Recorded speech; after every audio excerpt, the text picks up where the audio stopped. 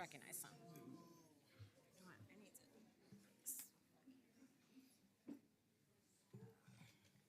Okay. Oh, okay. These are for the main meeting. Lauren's here in person. Good. Okay. Budget hearings. Do you want to screenshot it and send it to The me? excitement, the adventure. There's only one. Hold you to it. Then I'll just open it and then Yeah, I'll have the list. really fun. Perfect.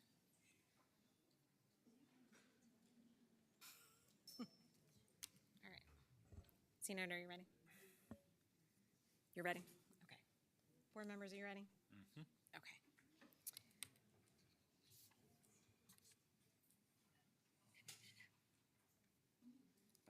Okay. Good evening. I'd like to call to order the May 19th, 2025 budget hearing of the State College Area School District Board of Directors. Mr. Johnson will provide an introduction to this hearing. Thank you, Dr. Bader. The purpose of tonight's budget hearing is to provide the community an opportunity to provide input related to the proposed final budget for the 25-26 school fiscal year. The board approved the proposed final budget at the April 21st meeting. Approval of the final budget is scheduled for June 2nd. The finance team has worked with the administration and closely with me to develop the proposed budget.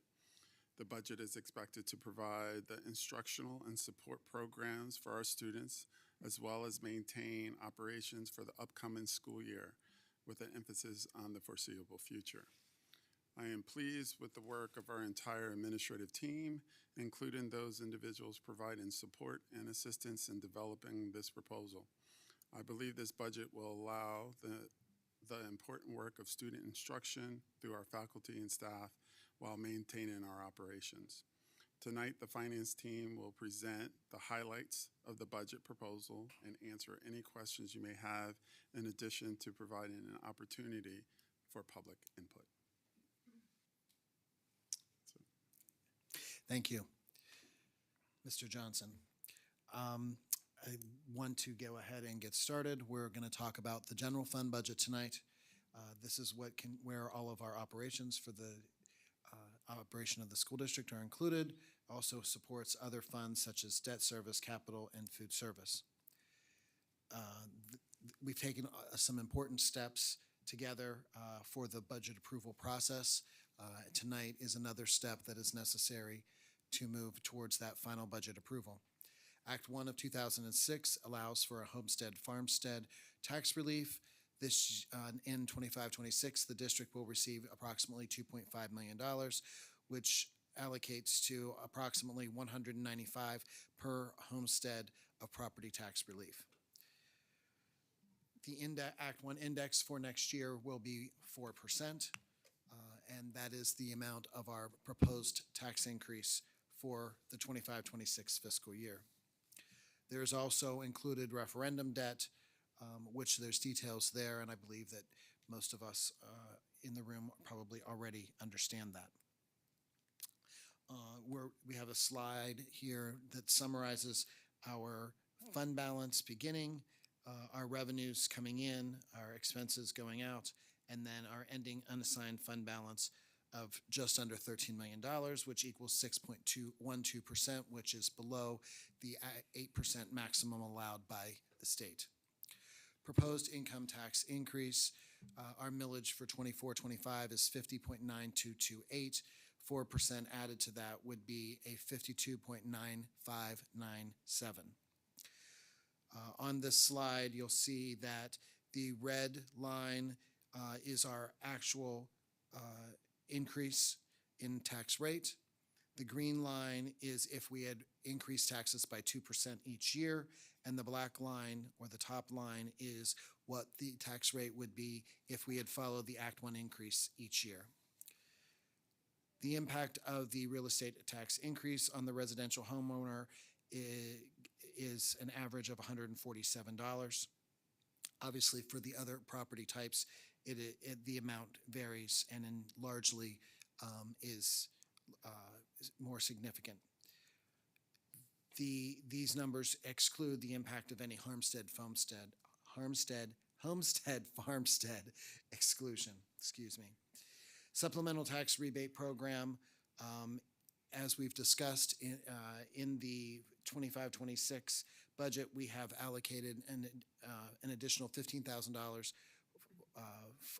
making that amount $115,000 based upon our experience this year, and you'll be taking action tonight to increase the 24-25 allocation. Then there's information for those that are interested in the rebate program applications. There's detail here about our revenues, which we've already gone through. Next, we have several slides that talk about our revenues. This first one talks about our revenue being largely from local sources. The next slide shows that our revenue is largely from real estate tax revenue. State revenue is, as we've talked about, largely from reimbursement for PSERS and FICA expenses. And then on our federal, which is about 1% of our budget, the majority comes from Title I services.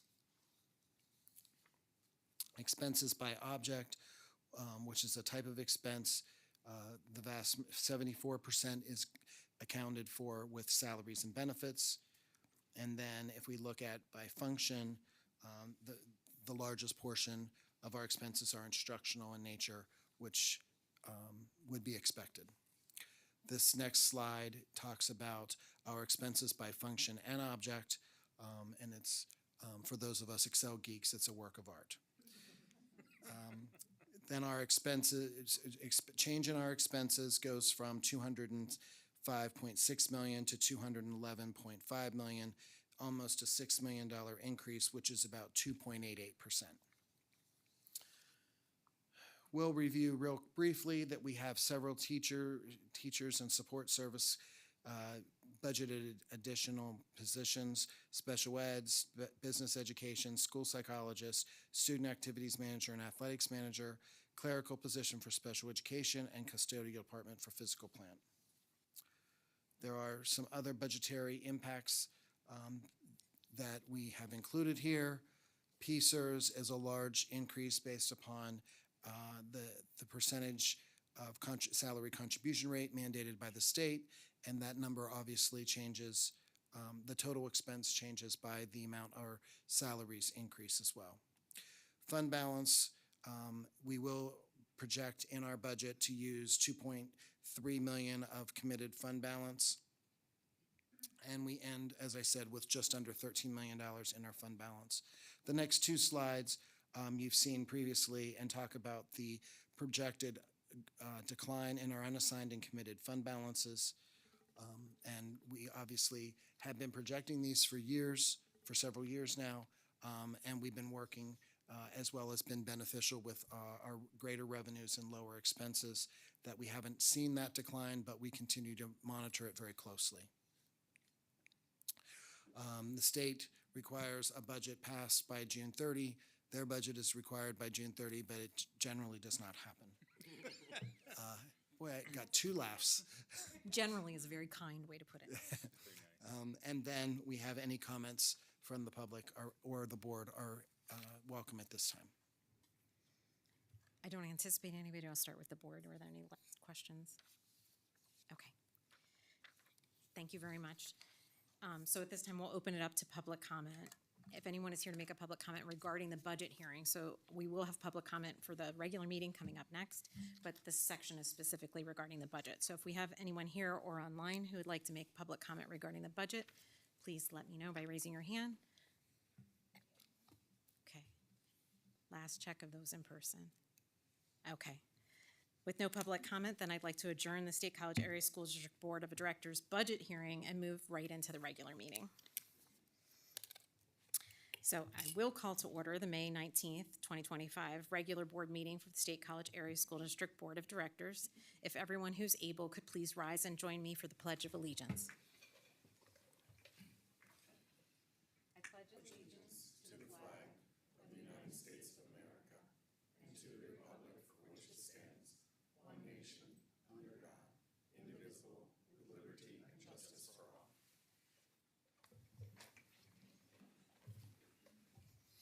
Thank you. I'd like to welcome everyone joining us this evening, both in person or joining us remotely.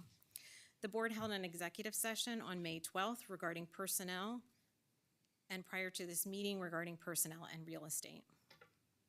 Before the meeting, the board recognized the outstanding accomplishments of the Pennsylvania Technology Student Association state champions and the Math Counts state champions from Mount Nittany Middle School. We're proud to have such academically exceptional students in our district, and it is always a pleasure to celebrate their achievements. Board members with an agenda before you, are there any changes? All right, seeing none, I'd like to ask the board secretary to conduct a roll call of board members. Here. Here. Here. Here. Here. Here. Here. Thank you. I'd like to now start with communications, invite Mr. Johnson to share his superintendent update. Thank you. I would like to share two important upcoming updates with our community. First, we will provide an update this evening outlining the safety and security measures we have implemented since the averted state high threat last month. A detailed communication will be shared with the families tomorrow. The second update will take place during the June 2nd board meeting, where we will present the actions we are taking in response to the mental health audit conducted earlier this year. So I wanted to apprise you of those two upcoming. Great, thanks so much. I'd like to now call on Angel Henward for an update on student initiatives. Thank you, Dr. Bader. Congratulations to the 5th grade math enrichment students who recently won a national first place in the Continental Math League Equestrian Division with a perfect score. As part of that winning effort, Spring Creek Elementary's Niali Jackson Parker posted a perfect individual score on all 6 meets. Congratulations to senior Tristan Rogers for recently winning a gold medal at the Skills USA State Culinary Competition, earning him a chance to taste success again during national competition in Atlanta next month. It has been a memorable spring so far for Tristan, who graced the cover of the March edition of State College magazine for a story about the culinary arts program. After graduation, he will prepare to study hospitality management at Penn State. Good luck, Tristan, with next month's competition and your future plans. Thanks very much. Moving on, we'll have a legislative update. Jackie, do you have anything to share? Yeah, so I just wanted to share that Dr. Demo, Dr. Bader, and I all went to Harrisburg last week. We were able to meet with Senator Wayne Langer-Hawk. We talked to Representative Conklin and Representative Takak, and we talked to the communication director for Senator Dush. And we were really talking about school funding, especially cyber charter funding reform, which is the big topic in Harrisburg right now. There's also a few items surrounding transportation costs that are being discussed in the legislature. I don't know all the details on it, but it was a bill presented by Representative Friel, who tends to be very good on these things, so I'll have more on that later. But for now, the state House and Senate are both adjourned. They're not coming back until June 2nd, which, and hopefully they'll have the budget done June 3rd. We'll see. We're expecting a bill to be presented by Mary Isaacson on cyber charter reform that should become part of the budget negotiations. Is there anything you'd like to add, Ann or Amy? All right, I just have one more thing at the federal level. So I've been giving you updates on the ECA, and it was presented in the Ways and Means Committee last week. At 5:30 in the morning, a representative from Texas actually moved to strike the ECA from the bill. It failed along party lines. However, the version that made it into the bill that passed through the Ways and Means Committee it did feel some of the pressure that we put onto it. I just want to let you know, so that instead of it being a $10 billion per year act, it's now down to a $5 billion per year act. Instead of it being over the next 10 years, our collective advocacy has brought it down to a 4-year act. And also it now is going to require private schools to follow IEPs and not exclude students based on disability. And furthermore, it would not allow for corporate donations, so only individuals would be able to support the Scholarship Act. So it's not great, but we'll take the wins where we can. And the bill has not been passed yet, so we're going to continue to work on pressuring our representatives and our senators to let them know how we feel about this. So thank you for all the support. That's great.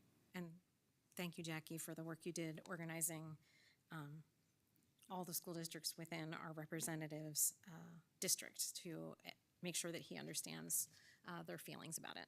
Yeah, we were able to send in over 100 signatures of board members, former board members, and within PA 15. So I think it was successful. That oppose the act. Yes. Just to be clear. Great. Well, I really appreciate the hard work you put into that. It was really important. Finally, in communications, we have Center Region Council of Governments. Gretchen or Peter, anything to add? Peter, do you have anything for right now? I'm gonna, yeah. Great. Okay. Yeah, so I have attended two COG committee meetings since my last report. The first one was on May 12th, and it was the Climate Action Sustainability Committee. And there was a lot of discussion about the recent storms that we had just had at that point. And there were a lot of outages, some more than 48 hours. A lot of you in this room probably had those. And that led to refrigerators and freezers not having power, resulting in food loss due to spoilage, which resulted in an increase of 221 extra bags of trash. And that is because it's over what is allowed under the new contract. That ended up costing $696 as a result of that storm. So they use the uncommitted fund balance to pay for this extra fee, but it sort of woke everybody up that we need to budget for these kinds of things because there will be more in the future, as we're aware of. And then also just a discussion about working more in coordination with the Public Safety Committee, with SCASD, for when these storms happen, dealing with evacuation, use of generators, flood plans, communication, and that really communication that works well can save lives in situations like these storms. So hope that never happens, but if it does, we will work on making sure that those communications are there and ready to go. And then I also wanted to congratulate Pam Adams for her new position as the planner at the COG. And that is the good news. The bad news is that her position as sustainability director is now not being funded through the COG. So very happy for her, but presently that position is not being funded. So until it's funded, it's sort of like we lost that position for the center region, which is really sad considering how much work Pam has done in her position there for the past 6 years. And honestly, I think without her, I don't know that we would have the PPA. So she's really significant, as her position is significant. So right now, not being funded, contact your electeds, your local electeds, if you want to about that. But we're very happy for Pam. And then secondly, I went to the Parks Authority Committee on May 15th, and there was a Millbrook Marsh evaluation report, and two things. There's a bridge that needs work, but not nearly as much work as initially thought, so that was actually a good thing. And then there's an ongoing stream bank stabilization project going on, and I noticed that that's in the SEAL agenda item for tonight, so just trying to, remind people that the school district has a very close relationship with Millbrook Marsh. And there will be some repairs to the boardwalk that will need to be taken care of, and that will probably be the work of the entire community to make that happen. So SCASD folks should care about this a lot because our kids go there all the time. And it's a lovely, wonderful place. And then the last thing is that we voted on an all-age layout for the Oak Hall softball fields meaning there will be 3 instead of 4. And the thinking was that you can make a field smaller if you want to have youth play, but you cannot make a youth field be bigger for the adults league. So it'll be 3 fields, and that is all I have for the COG report. Thank you, Gretchen. Up next, we're going to have time for public comment. Each individual will be allotted up to 3 minutes for items related to board business that are not a consent or action item this evening. For those items, public comment will be held just prior to voting on those items. So I know we have a lot of people here that looks like related to the Young Scholars renewal, and so that would be an action item, just so that it's clear. I know we have several people signed up in advance, and I suspect most of you are signed up to comment during that period, so we'll use that list when we get there. Do I have anyone here in person that's interested in making public comment on items that are not on the consent or action item for this evening? So something that's not on the consent or action item. Okay, I know I have Omari signed up, and then... Okay, as well. Okay, so Omari, do you want to go, and then we'll have... Or that's fine if you're ready. Yep, I have you on my list, so that's fine. Yep, that's fine. So if you just want to share your name and where you reside, municipality in the district, if you would. Kelly Diamond, College Township. Now that my son is graduating, I'd like to express gratitude for all the positives that he's experienced in the district, starting with kindergarten. Young Scholars, you get a gold star for creating an international community where children are taught multiple languages from a young age and for fostering an appreciation of people and cultures around the globe. Thank you. Nittany Valley Charter School, gold star for tending to the whole child, for creating a cozy environment with hands-on educational experiences, for field trips and enrichment Fridays, getting outside often and fostering a sense of community. Thank you. Delta Program, massive gold star for forging deep connections with your students, for your great sense of caring, for providing creative and enriching experiences that are relevant, educational, and fun, for collaborating to form a democratic community where students truly have a voice and are heard. I could write volumes about my immense gratitude. From the bottom of my heart, I thank you. State High, gold star for providing so many different options for classes, clubs, and activities. My son has only taken a few classes, but he's very much enjoyed them, as well as some after-school activities, and he's had some great teachers. Thank you for your care and dedication. As a side note, I've also heard good things about the CLC, and I've worked a little bit in all but one of all of the other public schools. I've been inspired by some really great teachers and staff, and I'm grateful for all that I've learned and every kindness that has been expressed. No doubt there are parents handing out gold stars for all of these goals as well. Gold stars to the bus drivers, thank you. Food service workers, thank you. And special thanks for vegan options. Custodians, secretaries, all the staff. You deserve a raise for the work that is essential and invaluable. My son has told me of the many kindnesses you've shown him throughout the years, and I'm so grateful for these. Students, including my son, gold star for being your authentic selves, for shining your light and caring for yourselves and each other. I am eternally grateful for the lasting friendships my son has made and for their parents as well. Finally, to the administrators and board, gold star for taking on the daunting task of dealing with so many people with different opinions, needs, and values, with so many moving parts, finite budget, and bureaucracy. Thank you for making an effort to set aside your biases to do what's best for the students and all in the community. From the bottom of my heart, I thank you, and I wish you all the best. Thank you. Thank you, Kelly. I appreciate your positive comments. Good evening, community members, board members, hardworking staff. I know you have a tough job being in the seat. I know you get a regular sprinkle of unfunded mandates and throw-me-downs of work to do. I don't know that you're thanked enough because I'm not here enough, but thank you. I want to start with that. Thank you. Not nearly as glowing as that, but thank you. Thank you for doing it the best that you can with what you have.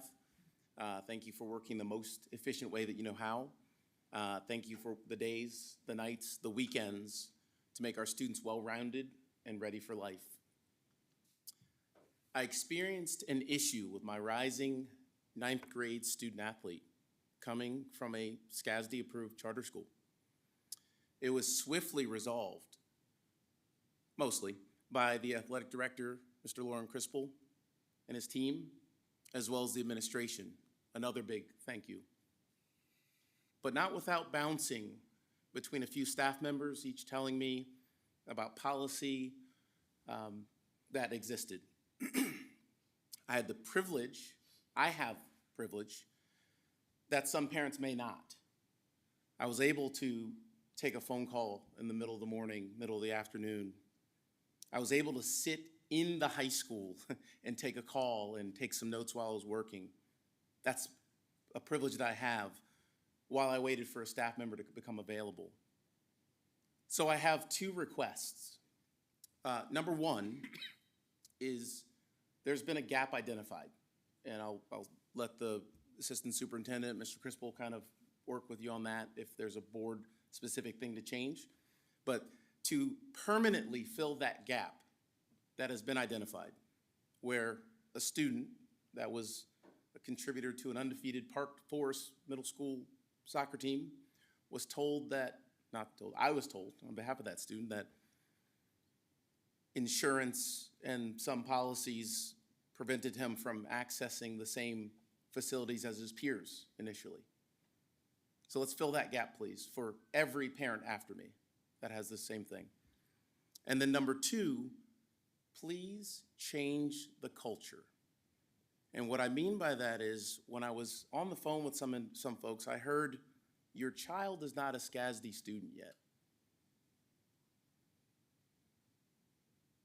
After hearing from several individuals, that speaks to culture via policy. And that culture perhaps challenges or questions my choice in where I want my child to go.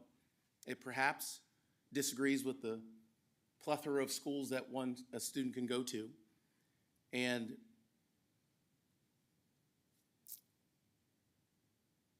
I'll pause there. Thank you for hearing me out and for filling the gap. Thank you.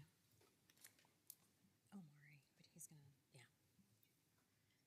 Do you have anyone, I'm gonna do one more check of online for anyone making public comment not related to action items or consent items. Okay. Another call for in-person. Okay, it looks like we're covered for now. So we're gonna move on to the consent agenda. This includes several items that we'll address in a single motion for approval, but to facilitate questions, we'll go through each category individually. First up, any changes to the minutes? Hardly ever, because we have great staff that take the minutes, fortunately. Finance and personnel, here we have some vendor agreements for SEAL, a number of annual appointments, some fitness center equipment, food service equipment purchases, and some other items, including our human resources recommendations. No questions or problems there? All right. Anything in instructional programs? There's the annual assessment plan approval and student travel. Okay. Finally, or not finally, we have physical plant, some routine contracts. No questions or problems, and policies that we reviewed at a previous meeting. Okay. Then I will accept a motion to approve the consent agenda items 6 through 10 as listed above. Have so moved. Colby, second. Okay, that's been moved and seconded. Any additional questions? Last call. Okay. Any public comment on our consent agenda? Okay, then board members, all those in favor, please say aye. Aye. Any opposed? All right, the consent agenda has passed. I'd like to now call on Mr. Johnson for a few words. There we go. Thank you, Amy. I would like to congratulate and welcome John Mankiewicz to the district. John has been appointed as the Assistant Athletic Director, replacing Lauren Crispell. John comes to us from Jericho School District. Please join me in welcoming John.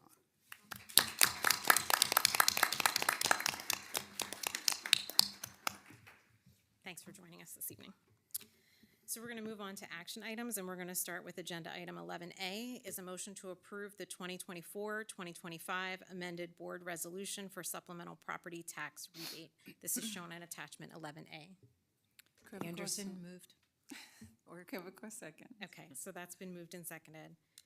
Any questions or discussion on this item? So we're going to adjust the cap for this fund and for next year. Okay, any public comment on this item? All right, board members in favor, please say aye. Aye. Any opposed? Okay, that item is passed. Agenda item 11B is a motion to approve 2025-2026 EBN LLC for physical therapy services. This is shown in attachment 11B. Have so moved. Anderson, second. Okay, that's been moved and seconded. Any questions or discussion on this item? Okay, any public comment? All right, seeing none, all those board members in favor, please say aye. Aye. Aye. Any opposed? All right, that item has passed. Oh, hold on, I gotta flip my page. Agenda item 11C is a motion to approve 2025 to 2030. Oh, wow, that's a big number. Not one I've been saying lately. Okay, to approve 2025 to 2030 Young Scholars Charter School renewal, and this is shown in attachment 11C. Have so moved. Kobe, second. All right, that's been moved and seconded. Do we have any questions or discussion? I think, was there anything you wanted to add, Jonathan, from the presentation previously?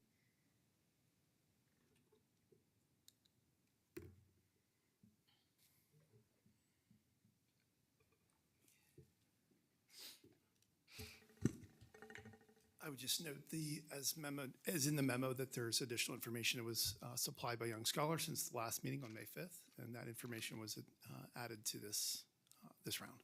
Yeah. So I appreciated that additional information that was shared with board members as well when that came through by email, and as you said, it's been attached to tonight's memo. Yeah, Carlene? Yes, I did appreciate the letter that was attached, and it seems like there was a lot of, I don't know, miscommunication, because a lot of the things that she said that there was reported, the CEO that said that that reported that they didn't have, they did indeed have. It was just that it was never asked for. That was part of the letter that she sent, which, that was in her letter, the addendum letter. From Mr. Kayat, yeah, there was some information about like 504s. There was some They do cross-communication have that they would not request it to submit, and when you presented it to us, it was like they didn't have it. So I reviewed the entire document with Dr. Kaya prior to presenting it to the board. That and was my next those items question. were not mentioned at that point. Okay. All right, thank you for clearing it up, but I did appreciate her letter clarifying everything. Other questions? No? Okay. Now we'll open public comment for this item. I have a number of people signed up. Now granted, we don't ask people which item they're signed up for, so I'm gonna go down the list in order. We have one person that's noted that they were going to be remote. So I'm gonna start with Steve Harmon. Are you interested in commenting on this particular item this evening? Okay, you want to join us at the podium? If you could just share your name and the municipality you reside in the district. And you'll have 3 minutes.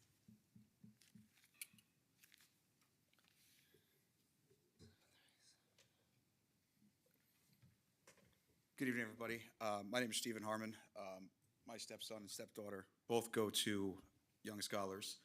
We are of State College Area School District, though we just moved out to Spring Mills, so a little bit of a conversion change.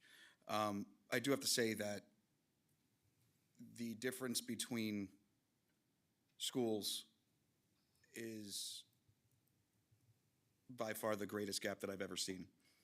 They both attended Park Forest Elementary School, and it was nothing but a mitigated nightmare. There was an assault on my stepson that was not taken care of. My stepdaughter would come off the bus every day crying. Things were not communicated to any of the parents. If we were not part of the clique, it didn't matter. And that goes to the culture. I would have rather them be in school in downtown Kensington in Philadelphia than ever be there. And that is sad for me to say, because the amount of gorgeous things that are in this area. I've heard good things. I've never seen them. When it comes to young scholars, it's been nothing but open arms in a family. The turnaround of both my stepson and my stepdaughter is a complete 360. Dare I say 720. It is amazing. The opportunities they have, the open availability to talking and speaking their thoughts, their feelings, what they want to do is openly taken. The communication is almost glass window. It's an open door.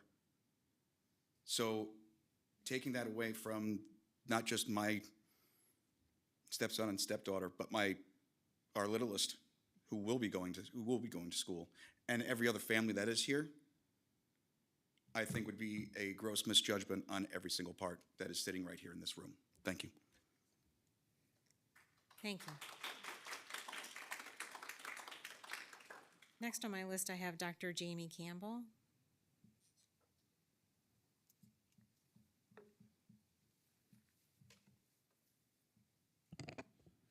So, good evening. I do want to thank you all for giving me the opportunity to speak. As was said, I am Dr. Jamie Campbell, and I am the proud father of 2 young women who have graduated from Young Scholars. I am also the father of one who is still attending, so yes, I have a wide span to work from. But it is important to understand the place that Young Scholars hold for me and my children, and understand I'm not speaking just as a parent, I am speaking also as the board chair. This means that I give of my time because it is just that important. As you sit here, I sit with my colleagues on a regular monthly basis. I not only attend those meetings, but also I attend any other meeting that Dr. Kaya needs me to attend because it is that important.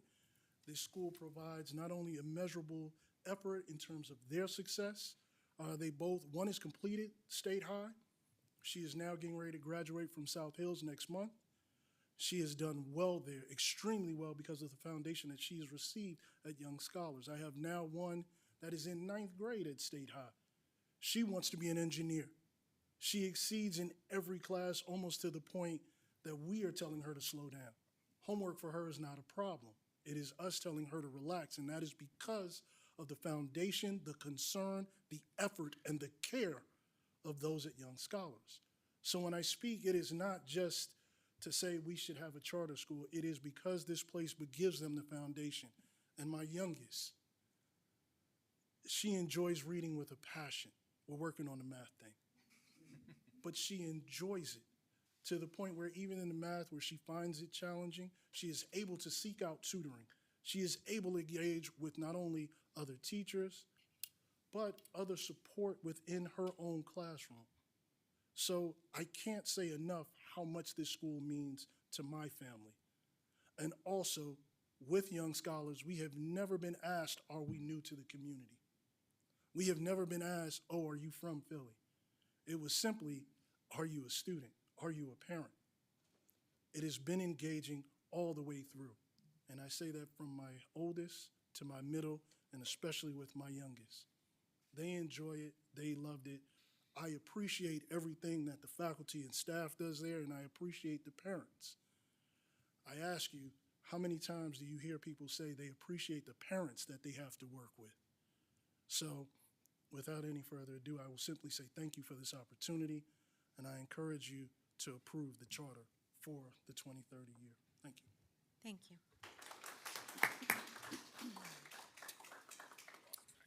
Okay, I have Michelle Dilbert listed as a remote participant. Michelle, were you interested in commenting on this particular item this evening?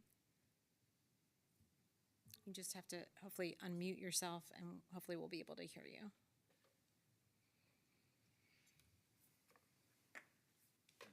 Is the name on the list? In there? It's okay. We'll take a minute. Okay. Doesn't seem like she's in attendance at the moment. So we'll move on down the list. I have Yanggu Wang. Apologies if I was close. I hope I was close. So pretty close. Okay. Good evening, everyone. Thank you for the opportunity to speak tonight. My name is Yingyu Wang, and I'm a language teacher at Young Scholars of Central PA Charter School. I also live within State College. I like to share my perspective on the unique and meaningful role our school plays within the district. At Young Scholars, we offer a globally focused education through the IB program, which encourages students to think critically, act with integrity, and engage with the world around them. As a teacher, I see every day how this approach empowers our students, not just academically, but as thoughtful, compassionate young people prepared to succeed in a diverse and interconnected world. One of the strengths of our school is the personalized support we are able to provide. With smaller class sizes, I get to know my students well and tailor instruction to meet their individual needs. Those close relationships between teachers and students, and my students and I, make a real difference in learning outcomes and student confidence. As a young language teacher, I'm especially proud of the early world language instruction we offer. Our students begin learning Chinese and Spanish at such a young age, which builds not only communication skills, but also deep cultural awareness. This kind of foundation is rare and incredibly valuable in today's global society. It's not just an enrichment activity, it's core to how we teach students to understand and respect the wider world. Crucially, our school does not duplicate what other district schools offer, we complement them. While we provide specialized opportunities that may not be available elsewhere, we also recognize and respect that other schools in the district offer strengths we do not. This balance is a strength of the district as a whole. By maintaining a range of distinctive educational models, the district empowers all the families to choose the environment that best fits their child's learning styles and aspiration. I'm so proud to be a part of school that helps broaden opportunities and deepen learning. And thank you for your continued commitment to supporting all of the students and schools in our community. Thank you. Thank you. Okay, Omar, I have you on my list next. Were you interested in making comment on this particular item as well? Or I didn't know if you signed up for your spouse, but whichever of you that like to join us. No, I purposely signed up twice, thank you. Okay, no worries. I'll keep this very brief. And I'm going to split my comments into two. Number one, for the charter law, the law that exists today on the books, I agree with all of the comments that were made at the last meeting. The data that's required, the requirements that are levied on this group that are not levied on the other entities, the funding formula, the lack of teeth to hold entities accountable, 100%. But I would ask that any issues with the law are not conflated with the individual charter reviews. In other words, let's stick to the process. So regarding the review itself, so number two, thank you. I appreciate the due diligence to make sure that any school that is requesting a charter or a renewal of their charter is getting a thorough review. I appreciate that. I appreciate the opportunity to see on paper the improvements that the leadership at this school will be taking. Because as humans, we all have things on which we can work. I look forward to seeing the improvements that YSCP will make based on that feedback, and that the next time they're before you, you will see the results. And maybe it's regularly, a little bit more regular, and maybe you can offer that. So that's all I have. Thank you. Thanks very much. Next on my list, I have Kelly Demond. Oh, okay, that's right. I don't have a piece of paper to check it, so I'm on digital. All right, so I have Betty Jane Miller on my list. Sure. So if you just share your name and where you reside in the district. Hello, I'm Betty Miller. I'm from Harris Township, and I am an 8th grader at Young Scholars. I have been attending YSCP since kindergarten, and I feel that my knowledge continues to grow with them. I have been taught skills that I know will help me in the near future, such as problem solving, public speaking, and basic behavior. Since YSCP is an IB school, I have learned to go above and beyond. I always think of creative ways to improve my thinking skills. In times of confusion, not only do my teachers help us improve, but so do our fellow classmates. YSCP likes to teach their students to be kind to everyone. It teaches us to help others in need if you can. This includes classmates helping each other on things as simple as brainstorming. In total, YSCP helps students improve their skills, which will help them improve in life and improve them as a person. I ask that you please renew the charter for Young Scholars. Do you have any questions? No. Thank you. Comments, sharing your comments. I have Barris Yilmaz.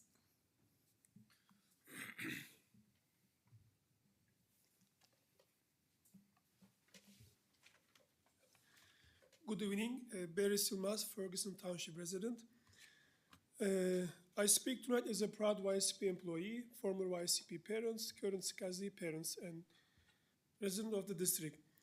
I am here in support of the renewal of Young Scholars of Charter School Renewal, a school that has been serving families across the Central County for 20 years. We are more than a charter school. It's a small, diverse, and welcoming community that offers an IB program in grade K through 8, while teaching the two of the world's most spoken and critical languages, Chinese and Spanish, starting in kindergarten. We are proud to be only public school in Central County authorized to offer both primary years program and middle years program through International Baccalaureate.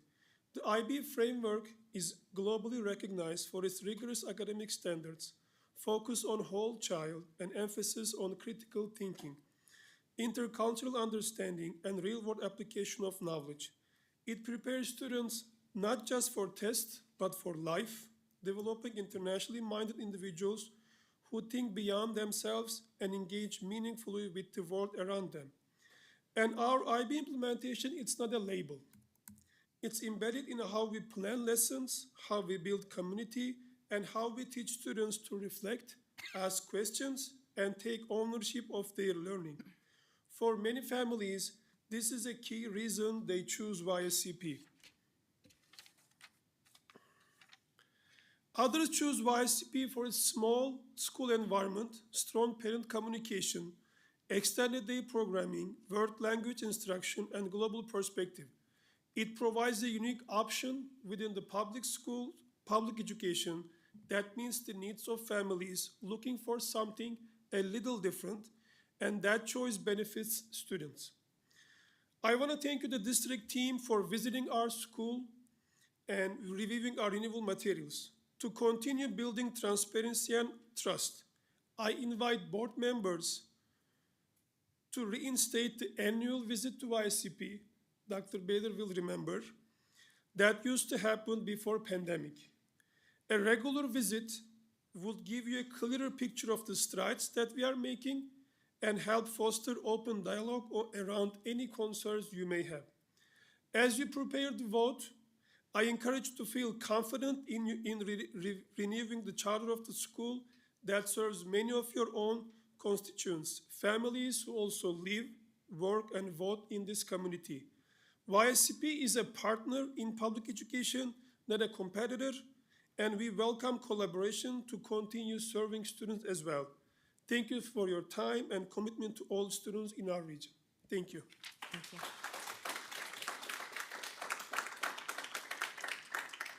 And we have started visiting charters again, so you know, with your renewal this year, we didn't do a full board tour, but we're trying to do our best to get back on that schedule. So thank you for the invitation. We'll be taking you up on it. And last, I have up Shane Landher as signing up in advance.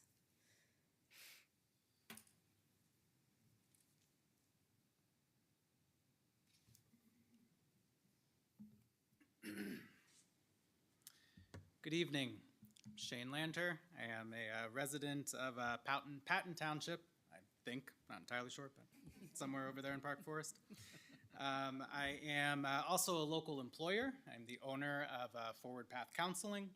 And most importantly, I am the father to Sammy and EJ, a kindergartner and third grader at Young Scholars.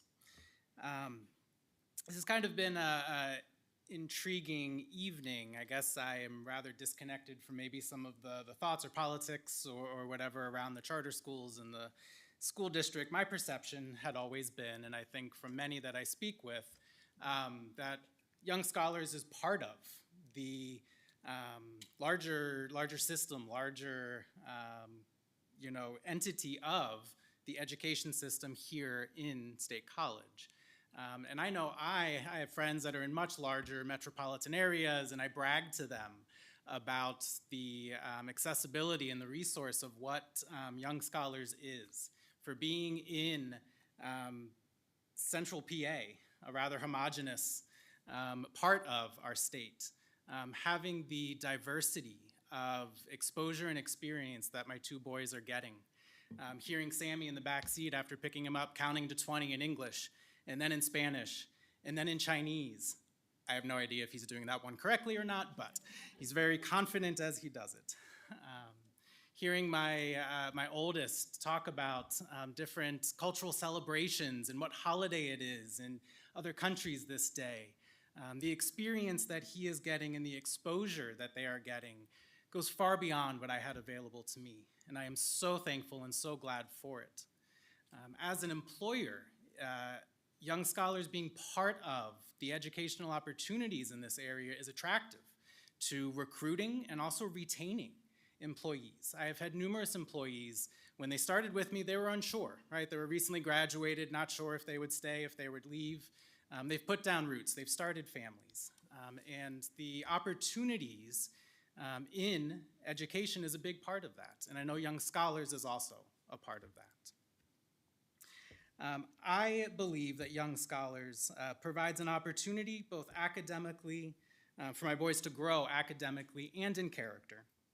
An experience that I hope and pray will equip them in their generation to be able to bring healing to a fractured country. And I would ask you to vote in favor of renewing Young Scholars Charter as it benefits our children, families, economy, and our future. Thank you. Thank you.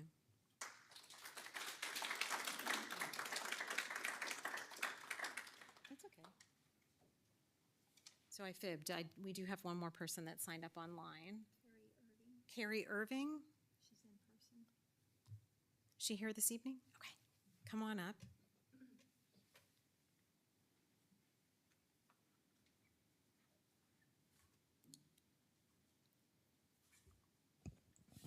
Good evening. My name is Carrie Irving. We live in Bellefonte School District. I'm sorry, I'm not familiar because I've never been here before. So could you just tell me, like, who the people sitting against the wall are and who's sitting in the circle? So those are a variety of our upper level administrators and that are here potentially to present and participate in later events of the evening. Okay, so before I start what I prepared, I just want to say that as I sit here in observation, so many people who took their time and energy to write something out to speak tonight, I would hope everyone who has a say is going to vote or is an important individual sitting here tonight when they're on their phone, playing on their computer, putting their heads down or looking away like they're bored. I hope they're still listening to us because I know how much time I put into and how much thought went into my speech for tonight. That being said, I come to you as the mother of a 10-year-old child with disabilities who attends YSCP. In a world that feels increasingly divided, YSCP represents everything I want for my son, a place where he's not only educated, but empowered and truly seen. When I first identified YSCP as a potential school for my son, we were living over an hour and a half away in another county. At the time, he was enduring relentless verbal and emotional abuse, not only from his peers, but heartbreakingly from school staff as well. I believe much of it stemmed from a lack of understanding and support for his disabilities. My son is both disabled and gifted, and I knew he needed an environment that could accommodate his needs while also challenging his intellect. As I began my search, I found YSCP. I was struck by the overwhelmingly positive parent reviews, the school's impressive academic performance, and its standing as an IB program. When my son was accepted, we had transportation, and I was relieved. But when our circumstances changed and forced us to move further away, transportation was no longer available. I chose to drive him an hour and a half each way every single day, sitting at Panera until school let out, because we cherished YSCP that much, and because sending him back to the other school he had suffered at was simply not an option. Eventually, we moved to Bellefonte, and based heavily on the decision that he was going to stay at YSCP. Now he is safe, he is seen, and he is thriving. Because YSCP is an IB program, he is taught critical thinking, global awareness, and empathy. Empathy. These are the qualities we desperately need in our next generation. I was also thrilled my son would be learning Chinese and Spanish in addition to the normal curriculum. A substantial body of research consistently supports the idea that early language learning, particularly before the age 6 or 7, even through puberty, is associated with greater success in achieving native-like fluency. I see my time is out, so let me just say, my son thrives at YSCP. He comes home curious. He talks about what he's learning, not just facts and figures, but ideas and values. He's learning how to think, not what to think. And that isn't exactly the kind of foundation we should be protecting and investing in. YSCP is not only a great school, it's a necessary one. In times like these, where quality education and inclusive principles are too often at odds, YSCP proves that we can have both. I urge you to please vote to renew the charter for the sake of our children and for the future that they'll shape. Thank you. Thank you.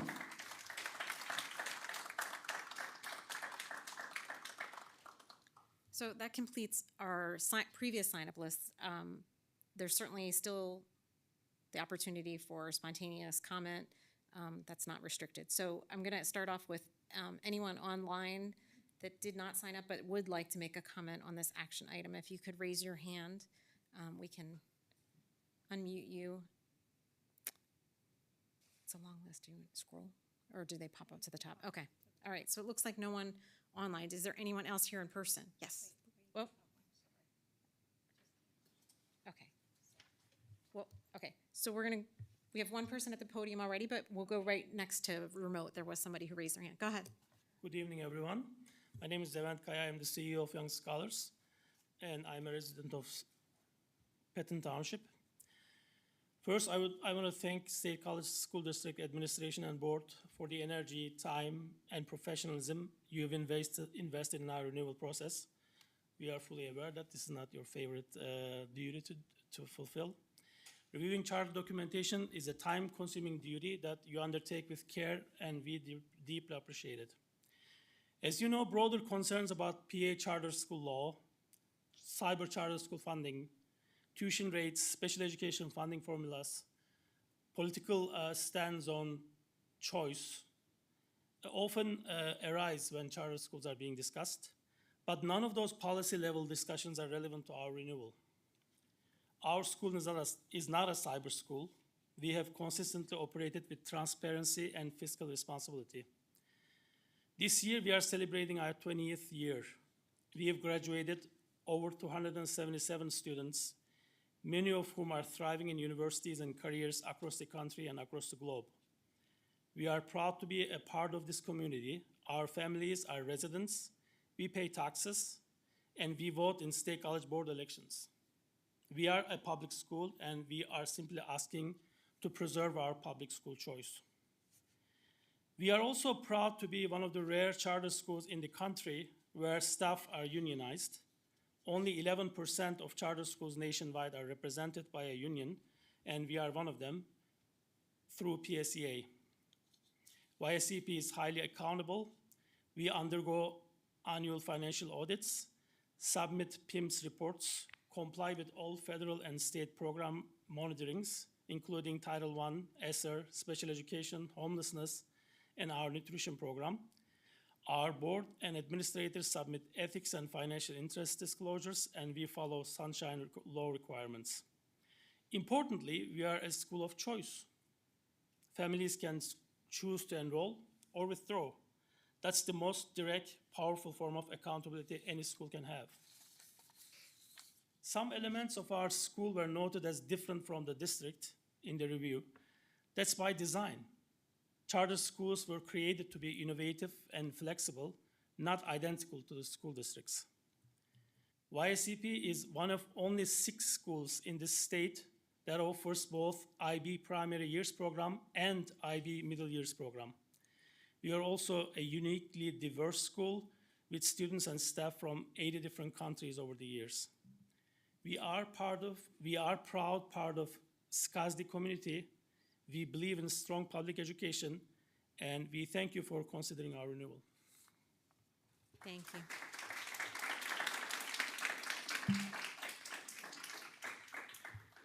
Okay, we have someone online who would like to make comment. I'm going to do my best to pronounce your name appropriately. Ayudaye. Ayodeji. Can you hear me? Yes, thank you. Apologies, I would welcome your correction and helping me. So, welcome. If you want to share your name and where you reside in the district, you have 3 minutes. Awesome. Thank you. Good evening, everybody. And my name is Ayodeji Uruwala. I reside in Patton Township in the district, and I just want to use this opportunity to thank the board for the work you're doing, and also just want to lend my voice to everyone that has spoken in support of renewing a YSCP. We moved here less than 3 years ago from Iowa, and my wife and I were personally looking for a tailored IB program that would support the growth of our kids. I have 2 boys, 11 and 8, and especially for my 11-year-old, he had some developmental challenges, and he was in the IEP program. And the moment we moved to State College and we identified YSCP as the school that they would go to, in less than a year, we've seen significant improvement due to that tailored approach, working on teachers wanting to work with him, support his growth. And over the last 3 years, we're super proud of the growth he has made. And that kind of just goes to show the importance of a school like Young Scholars. And I also brag with some of my friends that live in Pittsburgh and Philly. I said YSCP is the best charter school in the state, believe it or not. But I just wanted to just reiterate what everybody has done or spoken about, that this is important to us. This is one of the key reasons why we moved to Santa County, and we just want to, plead to the board to continue to support this great, innovative charter school. Thank you. Thanks for the opportunity. Yep, thank you very much. Anyone else online? Yeah, there's a little bit of a delay, so we'll give them a second. Okay. Anyone else here in person? Sure, you want to come up to the podium? You can just share your name and where you reside in the district, please. Good evening, ladies and gentlemen. My name is Alex. I'm from State College, Patton Township. Again, like the gentleman said before me, I think that's where I'm at. I looked it up. At the meeting that was held on May 5th, there was a question that was stated. By the way, I'm so encouraged that there are parents here who care about their children, who care about the future of their children, and I'm sure you care about the future of our state, our country, the world we live in. So the question was, why do parents choose to send their kids to charter school over public school? I'm going to give my input as a parent of a student who goes to charter school, Young Scholars. First and foremost, being a follower of Jesus Christ, I am responsible to lead my family by living biblical truth. And the world that we live in, I can't express how hard it is. I can't express how hard it is to be God-abiding people. But nevertheless, I strongly believe that I can do so, and Christ will strengthen me. Now, while I'm not here to give an answer for all the parents that are not here, I will give an answer for myself. And the reason why I choose specifically Young Scholars over a public school, and why I chose Young Scholars over other charter schools, because I have gone to other charter schools. And I would like to begin with stating the reason for which I did not choose Young Scholars. I did not choose Young Scholars because it's a perfect school. It is far from being perfect. Yet, just like any other school, it's still different. It's not perfect. If it was perfect, everyone would go to charter school. We wouldn't be here talking about all this. You know, but the reason why I did choose charter school is, like was mentioned by many people, is parental involvement and individualized attention. Parental involvement and individualized attention. Not that public schools don't invite parents to participate in their schools, but YICP is actively reaching out to me about my son's education. Whether it is good or whether there are some concerns, they reach out to me. I receive emails individually from teachers, and again, with concerns or with something positive. And it is very evident to me that my son does receive a lot of personal attention in Young Scholars. There's a difference between being a student of a class that is 50 people and a class that is 15. And I can't express how much I appreciate each and every teacher and everybody who works at Young Scholars. I appreciate all your work that you do. Thank you for the time. Thank you.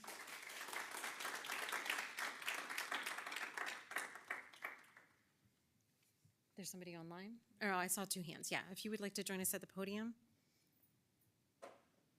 Yeah, I did see two hands, but thank you for backing me up. Hi, my name is, can you hear me? Yeah, that'd be first if you can. Hi, my name is Bethany Heim. I'm a parent of a student that is graduating this year from SCASD. I've been part of the community. As I look around, I see many familiar faces because that's the strong point of the State College community. We build a sense of family and community starting at birth. Many of the members of your school board and throughout this room I met when my daughter was first born, and I was a new mother far away from home. And when I researched, I created a spreadsheet of over 11 pages of options for things for children under 5 to do at the State College. Our school is not a competition with SCASD. I have taught as a substitute for 8 years in your district before I went to SCASD. Maybe it was 7.5. I saw your programs. They're fabulous. But not everybody fits into the same spot. And what my school provides, what our school provides, has been stated eloquently, far better than I could by many people. Smaller class sizes, inclusion, an attempt to teach empathy and social skills, something that is lacked, especially post-COVID. Beyond that, our school is committed to empowering their faculty and creating a sense of community there. In my 3 years as an employee, I've gotten almost 2 masters. I'm finishing up my 2nd this year. They are in my classroom instructing me, providing me with strong mentors who have visited my room often, allowing me to use prep periods to watch other teachers to learn how to become better. As parents said, we're not perfect. But neither were any of the other schools that I stepped into as a sub. But all of us have something to contribute. All of us have very many strengths, and all of us fill a niche for people so that everyone can find a place to belong, feel valued, and to strive to become the best them that they can be.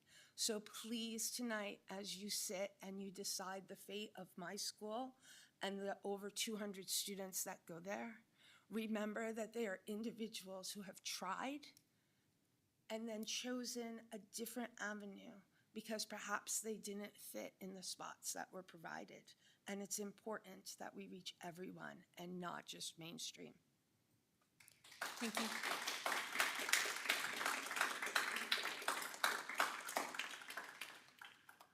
Do you have any others? Sure. Join us at the podium, please. If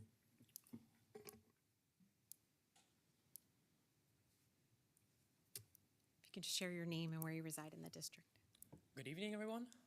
My name is Maximus Gilvoid, and I am a 7th grader within YCP, and I come from the College Township. 2 years ago, roughly, I came from Sarasota, Florida, and I was enrolled into YCP. And from previous, with the previous program that has been within YCP, I was familiar with stuff. Yet the school was not closed to the outside. It was arms open, and if you came there, you were accepted with smiles and with great welcomes. In our world, one thing that we have in mind is the ordinary. We always will follow schedule, we'll always follow what is ordinary to us. And yet at the same time, we also look for difference, innovation. Yet rarely do few come up to that stand, to that rise, to be able to make a change within the world. And so, starting with the state of Pennsylvania, with one of 6 schools, as mentioned, that has both international baccalaureate program for not only elementary but middle school, this is a one of a kind, one that is also, as mentioned, smiles and arms wide. And it's the knowledge that you gain from this school as well. It is very extraordinary how you are to engage with the teachers and you will understand. They can explain in many ways, but one way and another you will understand. And it's a very specific, it's very extravagant skill within schools and generally teachers, and especially with the opportunities that are given to expand and to go up. They're endless with clubs, as in the math club. As being a former member of it, it was a very special experience, especially being the first club I ever went to. It was very welcoming, and that is also one of many examples that have been within the middle school that I go to that have given difference to its worth of innovation. Along with that, it would be something like languages. I enjoyed very well, both Chinese and Spanish. And so, as we come here and we have talked about this renewal,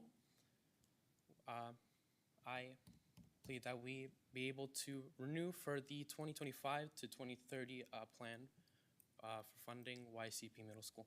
Thank you.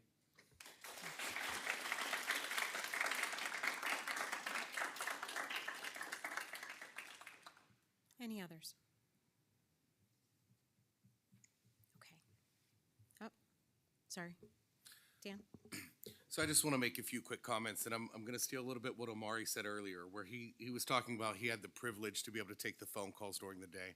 I have the privilege of being able to sit up on this board. I also have the privilege of being a dad of a 4th grader who goes to Young Scholars. And I've seen him, he's been there a short time, but in the past couple months, he's really thrived at Young Scholars. Educationally, he's making great strides.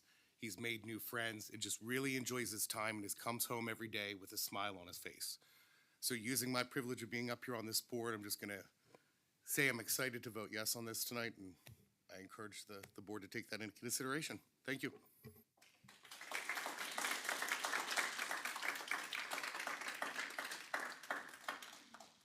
Okay.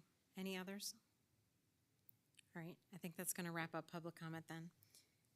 At this point, we're ready to vote. Board members voting in favor, please say aye. Aye. Any opposed?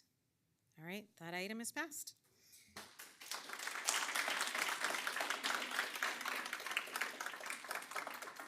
We're going to move on to agenda item 11D is a motion to approve the envelope refurbishment at Panorama Village, Mount Nittany Middle and North Building. This is shown in attachment 11D. Brant, so moved. Huff second. Okay, that's been moved and seconded. Any questions or discussion on this item? Carlene, did you have a question? No, I'm okay. sorry. No, it's all right. All right. Seeing none, do we have any public comment on this item? All right, board members in favor, please say aye. Aye. Any opposed? That item is passed. Agenda item 11E is a motion to approve an electric service agreement with West Penn Power. This is shown in attachment 11E. Brant, so moved. Huff second. Okay, that's been moved and seconded. Is there anything you wanted to add about it? Okay, so just to make clear, this item is not about purchasing power. It's about a different kind of agreement with West Penn Power. No questions or comments? All right. Any public comment on this item? All right. Board members in favor, please say aye. Aye. Any opposed? That item is passed. Agenda item 11F is a motion to approve the purchase of a 48-passenger school bus. This is shown in attachment 11F. Huff so moved. Crevacor, second. Okay, that's been moved and seconded. Questions or discussion? Peter? I said I will never vote for an ICE, an internal combustion engine school bus again. So I'm just making a note that I'm just going to do the same thing I said I would do. Okay. Gretchen? I was about to say the exact same thing. Peter said I voted no on the last one, saying I wouldn't on a gas bus again, so I'll be voting no as well. Ann? I think you can hear, can you hear me? No. Can you hear me now? All right, great. I just want to thank Randy for putting at the bottom of the memo, as part of the district-wide facilities master plan. The district is researching the infrastructure needed to maintain and power electric school buses as part of sustainability initiatives. Until this is completed and understood, electric buses are unable to be procured. So that was very helpful to know. My question is, do you have a sense of a timeline for that? Sorry. We'll know more in the coming months. Yeah, thanks, Ann, for pointing that out. I was going to do the same. So as much as many of us may be eager to purchase an electric school bus, it comes with a number of other issues in terms of maintenance, in terms of powering them, scheduling them, and a variety of other issues that we have to have all the infrastructure in order to jump into those waters, which we're all eager to do, but we've got to build that plane before we fly it. Any other questions or comments? Okay, any public comment on this item? All right, board members in favor, please say aye. Aye. Any opposed? No. No. Okay, so we have Mr. Buck and Ms. Brandt opposed. However, that item is passed. Agenda item 11G is a motion to approve the purchase of a utility cart for athletics. This is shown in attachment 11G. Brant, so moved. Anderson, second. Okay, that's been moved and seconded. Any questions or discussion? Peter? Is this an internal combustion engine? Okay. Is it? I don't know, some of the golf carts are electric. I don't know.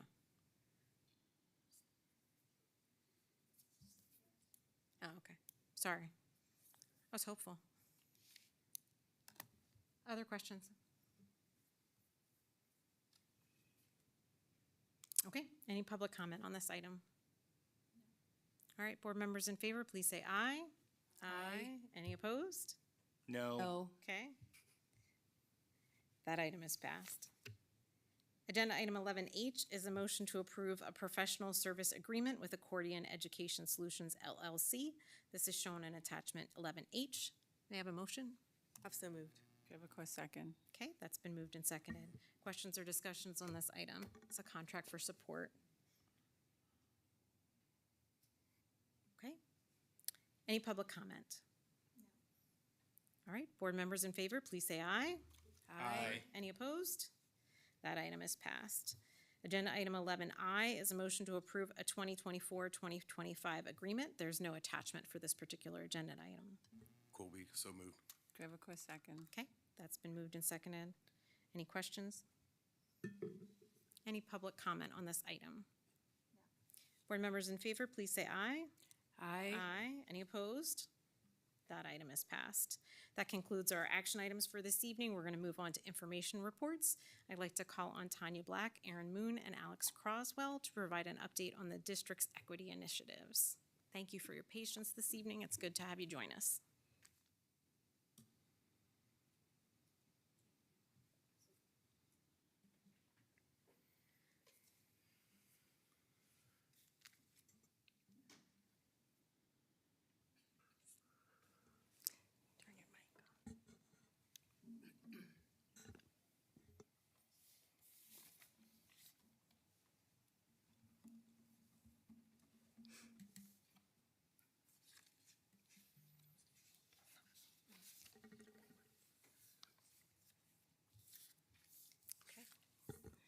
Good evening, Board.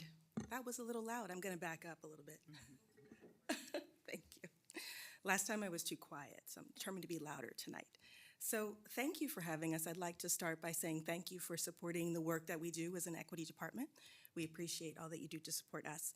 The purpose of our meeting tonight is to share information in a few areas that I'll go into in a minute, including professional development, programming, and also an update regarding our equity board, our equity plan.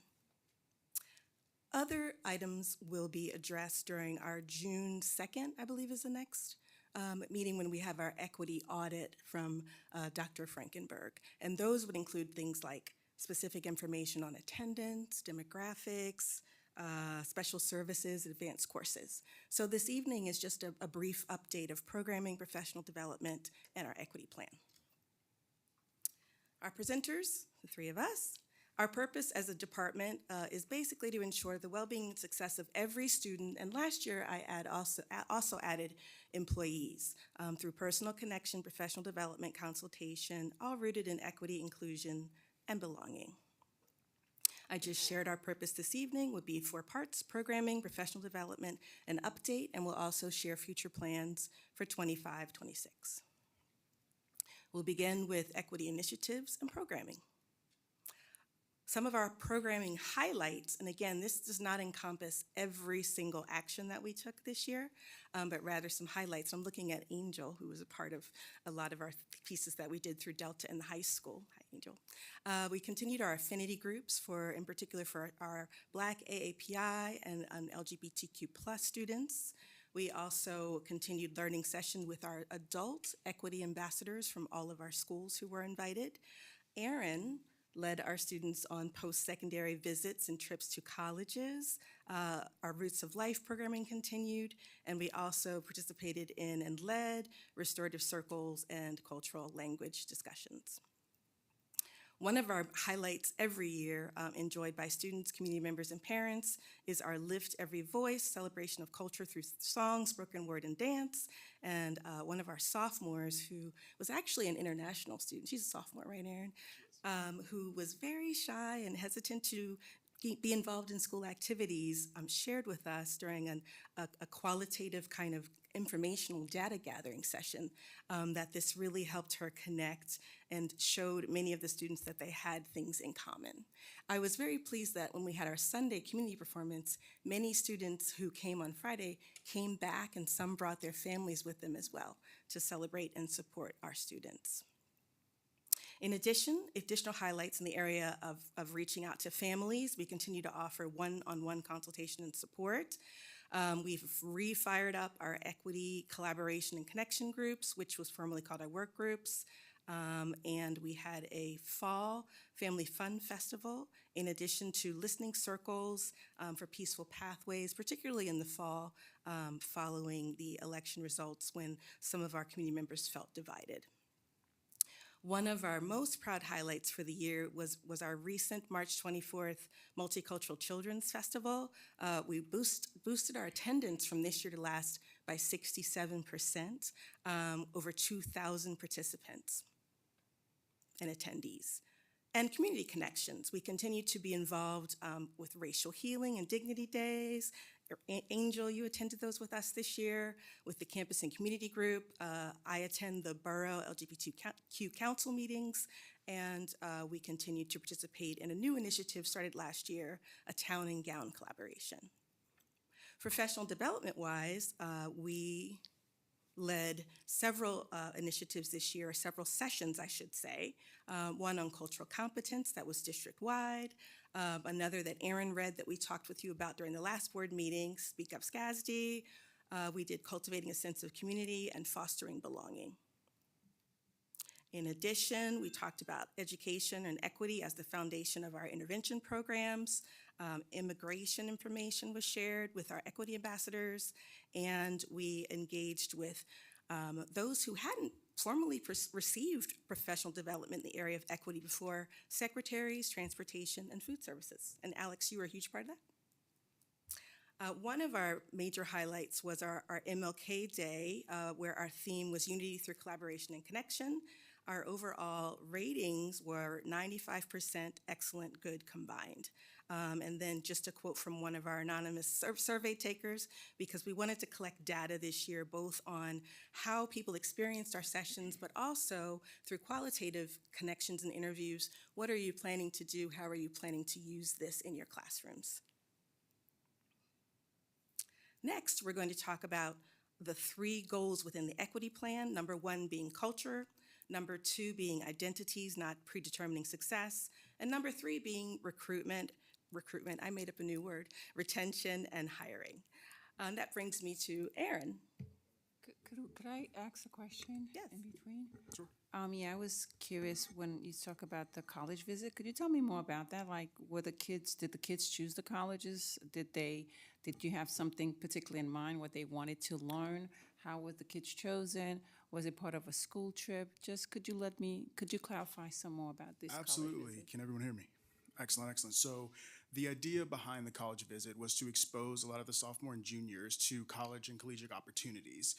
So we were able to grab a partnership with Lock Haven, as I've been told, with SCASD, and the recruiter was totally fine bringing us in. So I recruited fellow students from our Black Affinity group, as well as our LGBTQ AI+ group, and as well as my student leaders from my ACT Council, which is previously Spirit. And so there was a gather of approximately 12 students that were invited, but due to conflicts with testing and class schedules, only 5 were able to attend. So I was able to gather a bus together and take them to Lock Haven, where they were able to explore the idea of a college town, classes, financial aid. Of course, they loved the cafeteria. I mean, who didn't? But they got an opportunity to get outside of the SCASD world and see other opportunities. And so Lock Haven just presented them an opportunity where they were able to take interest in maybe ideas and jobs that they never knew that they could do. Some already had ideas. We already talked about one student wanting to be a lawyer, one student wanted to be an engineer, one student wanting to do culinary arts. And so they were able to see how these programs could possibly help them. There was going to be an opportunity to also look at like trade school options too for some of our students, but due to timing, it just didn't work out. But this visit was primarily just giving students a scope of the collegiate world. Of course. Mm-hmm. There was one, yes. And we chose Lock Haven because historically they have partnered with our students, providing funding or access to courses that they might need to boost their overall academic success. And in the future, we also plan to expand that with Juniata, who's reached out to us, and also our 2 HBCUs in Pennsylvania. Yes, and that was the foundational idea. One of the things that the students had mentioned to me was that they would actually prefer to travel to the colleges versus the colleges coming to them. Mm-hmm. And so that opens up opportunities where we can start to recruit more students that actually want to take those college trips and visits, and we did it within a day. That's great, and I think it's important to see something that's not quite, Penn State is not what a lot of campuses necessarily reflect. And I think our agreement with Lock Haven also includes, I think, students of a certain grade point average automatically are accepted. Yep. Correct. So Yes. I think that's something many people may not be aware of. That's true. So that's great. I think makes sense. It was a good choice. Yeah, and they've offered funding for many of our students through the past 2-3 years, so, as well. Wasn't there a trip to Penn State as well? Last year, we did our trip to Penn State for that Freedom Let's Ride program. This year, we connected the students with Let's Ride. Okay. Yes. Thank you. Yeah, that's helpful. Would you like to see the slides? Yeah, so just within goal one in my year being here, I was able to tackle a lot of obstacles and goals that we were able to really do. So as we mentioned, Lift Every Voice, we really rooted this around in culture and community, and we had a lot of praises from students of the audience and students that were the performers. Our seniors had participated multiple times, and we would have students ask us in the very beginning of the year, when are we doing it? When are we doing it? And so having the opportunity to do this with multiple students and our audience really showed the growth that everyone is coming together. Our student safety ambassadors, that was something that was designed by our SRO previously before I came, John Aston. And so right now it has been turned over to the new SRO, Matt Hertland, and myself, and we are working with fellow students on taking control and leadership of their own safety and security. And so opportunities where they're able to understand the lockdown drills, they're able to see how many cameras we have in our building, which exits to take. And so they're passing on this knowledge to their fellow peers and even staff members where they can protect themselves. Administration classroom collaboration is where I get a chance to speak with our student leaders and administration on what's going on within the school audience, what's going on in our culture, and so they're able to kind of speak with them and make effective changes that need to be done. And mentoring programs from myself as well as students, we've done what is called a transition program, where we have students that are within their senior year who actually go across the street to Easterly Parkway. And so they are helping and assisting Principal Henderson with schools, with lunches, with recess, and even classrooms. And myself, I'm actually assisting a young man that's over at Mount Indy Elementary, where I meet with him once a week. Am I able to comment on that and share a little By all bit from means. that? Yeah. So, the creator of that program, the Bridge program, is one of my dear friends, Lila. Love her. And she created something at the beginning of the year called the Bridge program, where seniors at State High are able to go across to Easterly Parkway and help mentor classes there, ranging from, oh my gosh, first to fifth grade. Yes. I worked primarily in the 3rd to 5th grade area because I was able to go over in like the 11 o'clock to 1 o'clock time block, and I worked primarily with 3rd graders. I worked in Miss Springer's class over there, and it was truly wonderful to be able to get hands-on experience working with kids and being able to form that connection. Lila specifically outlined how a lot of marginalized student groups might feel disconnected when it comes to the transition in school. And I heard from quite a few of my collaborators of color that they had positive experiences with students of color of bridging that gap. But I had a personally really meaningful experience as a neurodivergent person with a neurodivergent student where she asked me like why she was struggling to make friends, and I shared that I also struggled to make friends when I was her age, and she said, well, if I turn out like you, I'll be just fine.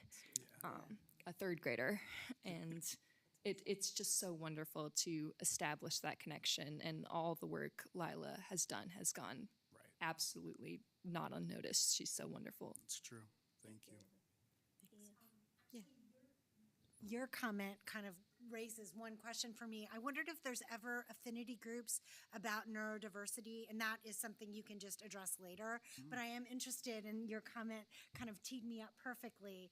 The second thing I wanted to say is Jackie and I were at the table for the event on security, and we were with one of your SSA leaders who was fantastic. And I'm looking at my notes. I took a picture of our little notes from the table. She's going to be making videos. I mean, they are on it. So I just want to thank you for your leadership and bringing that together, because it was inspiring, and just watching her interact and take leadership.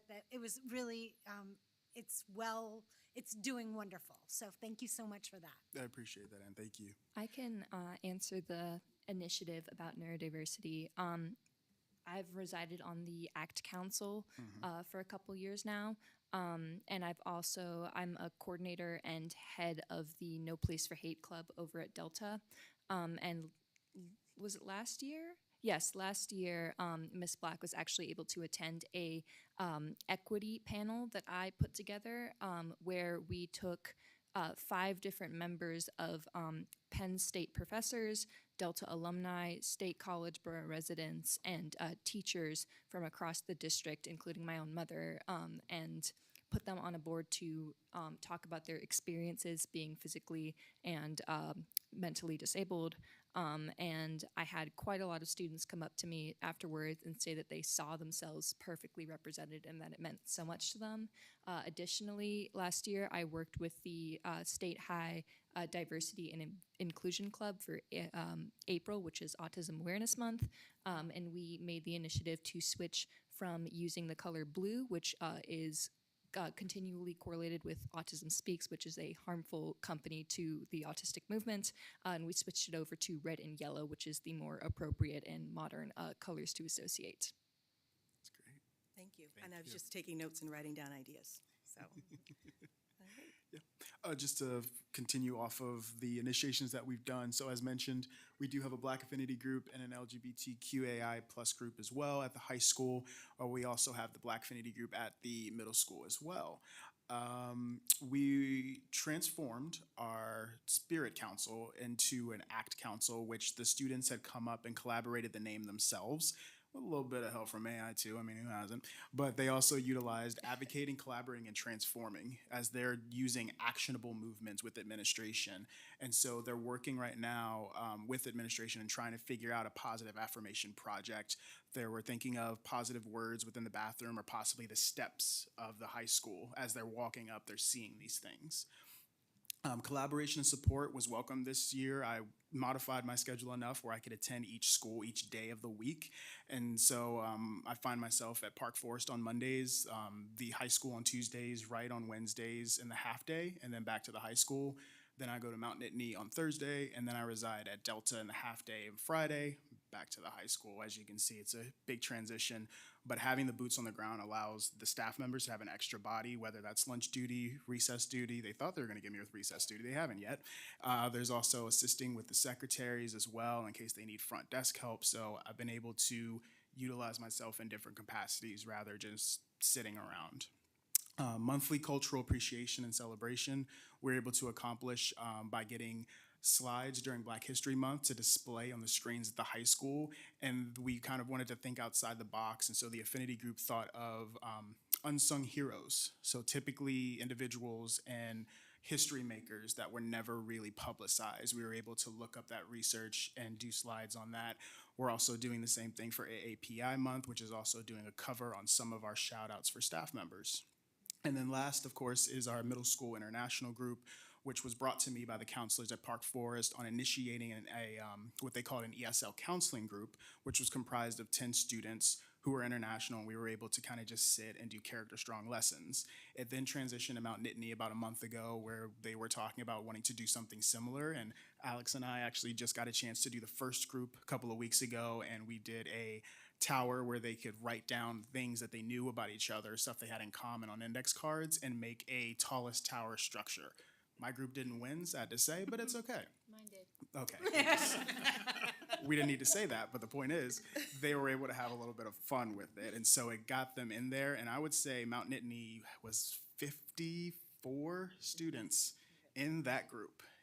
Initiated primarily by a parent request that was made to me Yes. for the opportunity to be made available to the students at the school to have a place where international students could collaborate and share and build relationships because of the political climate at this time, just needing a space to be themselves and to be accepted.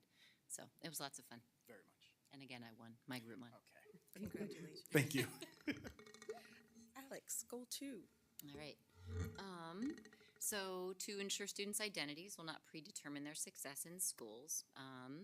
Things that we've been working on this year that I've been working on, helping to establish a memorandum of understanding between the Center for Immigrants' Rights Clinic and the Center for Education and Civil Rights in order to be able to take advantage of this amazing fund of knowledge that we have just at our doorstep, at our elbow. Helped to build procedures regarding law enforcement arrival protocol in order to inform building and district administration, and then also helped in the creation of front office script for front office staff and secretaries in the event that law enforcement might come to a building, so that we're ensuring that we're following protocol and keeping ourselves and everyone safe, but at the same time doing everything that we should be doing according to law. Helped to expand interpreter translator hiring and training. This year, I was able to find and interview and hire, with the help, of course, of Ms. Black, an interpreter translator for the languages including Vietnamese, Turkish, Russian, Ukrainian, and an additional Spanish interpreter translator, because the workload has proven itself to be too large for me to be able to manage, in addition to co-teaching the ELL emerging class at the high school with Melissa McNeely every other day. Helped to expand the Latin Thanksgiving meals. So 3 or 4 years ago, I began a program to provide Latin Thanksgiving themed meals for families from other cultures who were who were low socioeconomic status and were members of the food bank, but did not appreciate or enjoy quite so much the regular American traditional cuisine. And so with the help of Chef Lorber and his culinary arts students, we were able to create a Latin-themed meal. And this past year, grew that program to feed about 150 individuals, including people from Colombia, Venezuela, Chile, Brazil, and then included also the recognition of Lunar New Year and Nowruz, which is Persian New Year. And so this year, treats were sent out to children in fun little packages through ESL teachers, and their faces and photos of happy children whose personal first day of Lunar New Year or first day of Nowruz was recognized. We actually got emails, I got messages from parents that were forwarded to me from ESL teachers to say, my child was so happy in this day that this package came home of these fruits and these dried nuts that were given to us on this day that was special to us. Was the first moment that we actually felt seen living in State College, that we really felt welcomed as a community. But in general, like to have the school really recognize this day and this holiday was really meaningful for myself and for my family and for my children. Thank you, Alex. So help to increase ELL involvement and connection. This year I started intramural soccer for ELLs at the high school. I've been working on connections with Center Region Parks and Rec and helping to make sure that low socioeconomic status ELLs and their families get access to community resources and things. Referred students to the State College Food Bank. Signed families up at Center Volunteers in Medicine, helped children get vaccination appointments at the PA Department of Health, including attending in person myself to interpret vaccination appointments or making sure that interpretation tools are used. I actively assist families in the family ID process to help increase the ELL participation in our PIA sports and athletics and things, because the process is so confusing. So our numbers are greatly increasing with the number of ELs who are participating in our PIA sports, which is great. And then I've formed a really strong partnership with Mid-State Literacy Council and Global Connections, and between the two of them, through the foundation and the fundraising of Center Gives, have helped ELL parents here in SCASD students receive scholarships for them to be able to get adult ESL education grants and funds to fund their own personal adult education. Again, these are highlights. So for Goal 2, we chose to have you share your highlights. Thank you both for all the work that you do. We appreciate it. Goal 3, recruitment, hiring, and retention of faculty from diverse backgrounds and with culturally responsive experiences and perspectives. We held our second ever Future Educator Reception and Panel in collaboration with our Human Resources Department. Approximately 50, over 45 participants. This year, we invited our high school students who are participating in our future education classes as well, and as those from local universities. And I don't love the word targeting, but targeting or reaching out to diverse groups within those universities. And we also continue to do our Grow Your Own, as I call it, which is maintaining contact individually with state high alum of diverse backgrounds who are education majors to see if they may one day want to return and work with us. In addition, we continued check-ins with diverse staff, whether that was one-on-one through email, a meeting in person, or over the phone. Our hiring/retention numbers summarized all together. We had a 10% increase in our diverse teacher hiring from last year to this year. Our numbers are still small, but that's significant, and we're also retaining employees in all measured areas of background. We also had diverse faculty gatherings with getting feedback on those this year, and one teacher saying that they are meaningful to connect diverse staff together, and they couldn't imagine another opportunity like this. Feedback on those gatherings was 100% combined good and excellent, with 20 good, 80 excellent, and no fair or poor. Our future plans. Next year, we plan to revise the equity audit using a process that mirrors our comprehensive planning process involving key members of the community in the district and as well as families. We plan to continue professional development and also to collaborate with other directors, including special education, our MTSS program, and a new collaboration. Stephanie Beaver, Director of Student Services, and I are connecting with IU8 out of Altoona to collect, as usual, review the data for, and plan interventions and programming initiatives around culture and climate. We will continue to consult with HR and our policy division to revise and review as needed. And of course, at the heart of it all, our work with students, community family programming, and also supporting our teachers and staff. Thank you for your time. Questions? Thank you for your time and for your support. We are grateful. Thanks. And I just want to, one more time, congratulate you on the phenomenal event that you held. I mean, we recently talked about SCASD Reads a lot and what a large event it became in the last couple of years, and how excited we were to have such a big district-wide event. And you pretty much mirrored that and hit similar targets for attendance, and that's really impressive. And it makes me really excited. I mean, I've been on this board for 10 years, and this is the first time we've really had two really big district-wide events where we see so much of the community come out across from K to 12. And I think that just says a lot about the things that our teams are working on. So I really appreciate it. Thank you. It's impressive. Thanks. Thank you. Oh, sorry, yeah. Gretchen, you had a question? Yeah, thank you for the presentation. That was really helpful to try to get my head around what the equity what we do programming looks like right now. Yeah. And I was just curious, so so we used to have, I'm just trying to figure out the evolution of this. Sure. So we used to have working groups. Yes. And then I remember when those went away, and then I heard you use the word refired. Fire up again. Yeah. Restart. So can you just sort of talk about what that looks happened and how it got fired up and why did it go away and why is it now here? Well, it's something that we always wanted to return to. Our numbers died down. We had some leaders leave town. And at one point, for example, Amy, can I use you as an example? Amy was the leader of our special education focus group, but then could no longer do that. We had several other group members from spirituality, also from RAMP, who could no longer lead, and our numbers died out. And so I paused and rethought of a way. We also were finding that we were doubling work with our immigration group, doing some similar things to what RAMP's doing.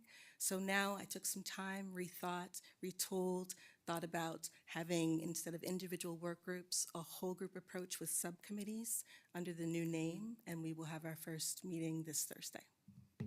So the whole group is called what?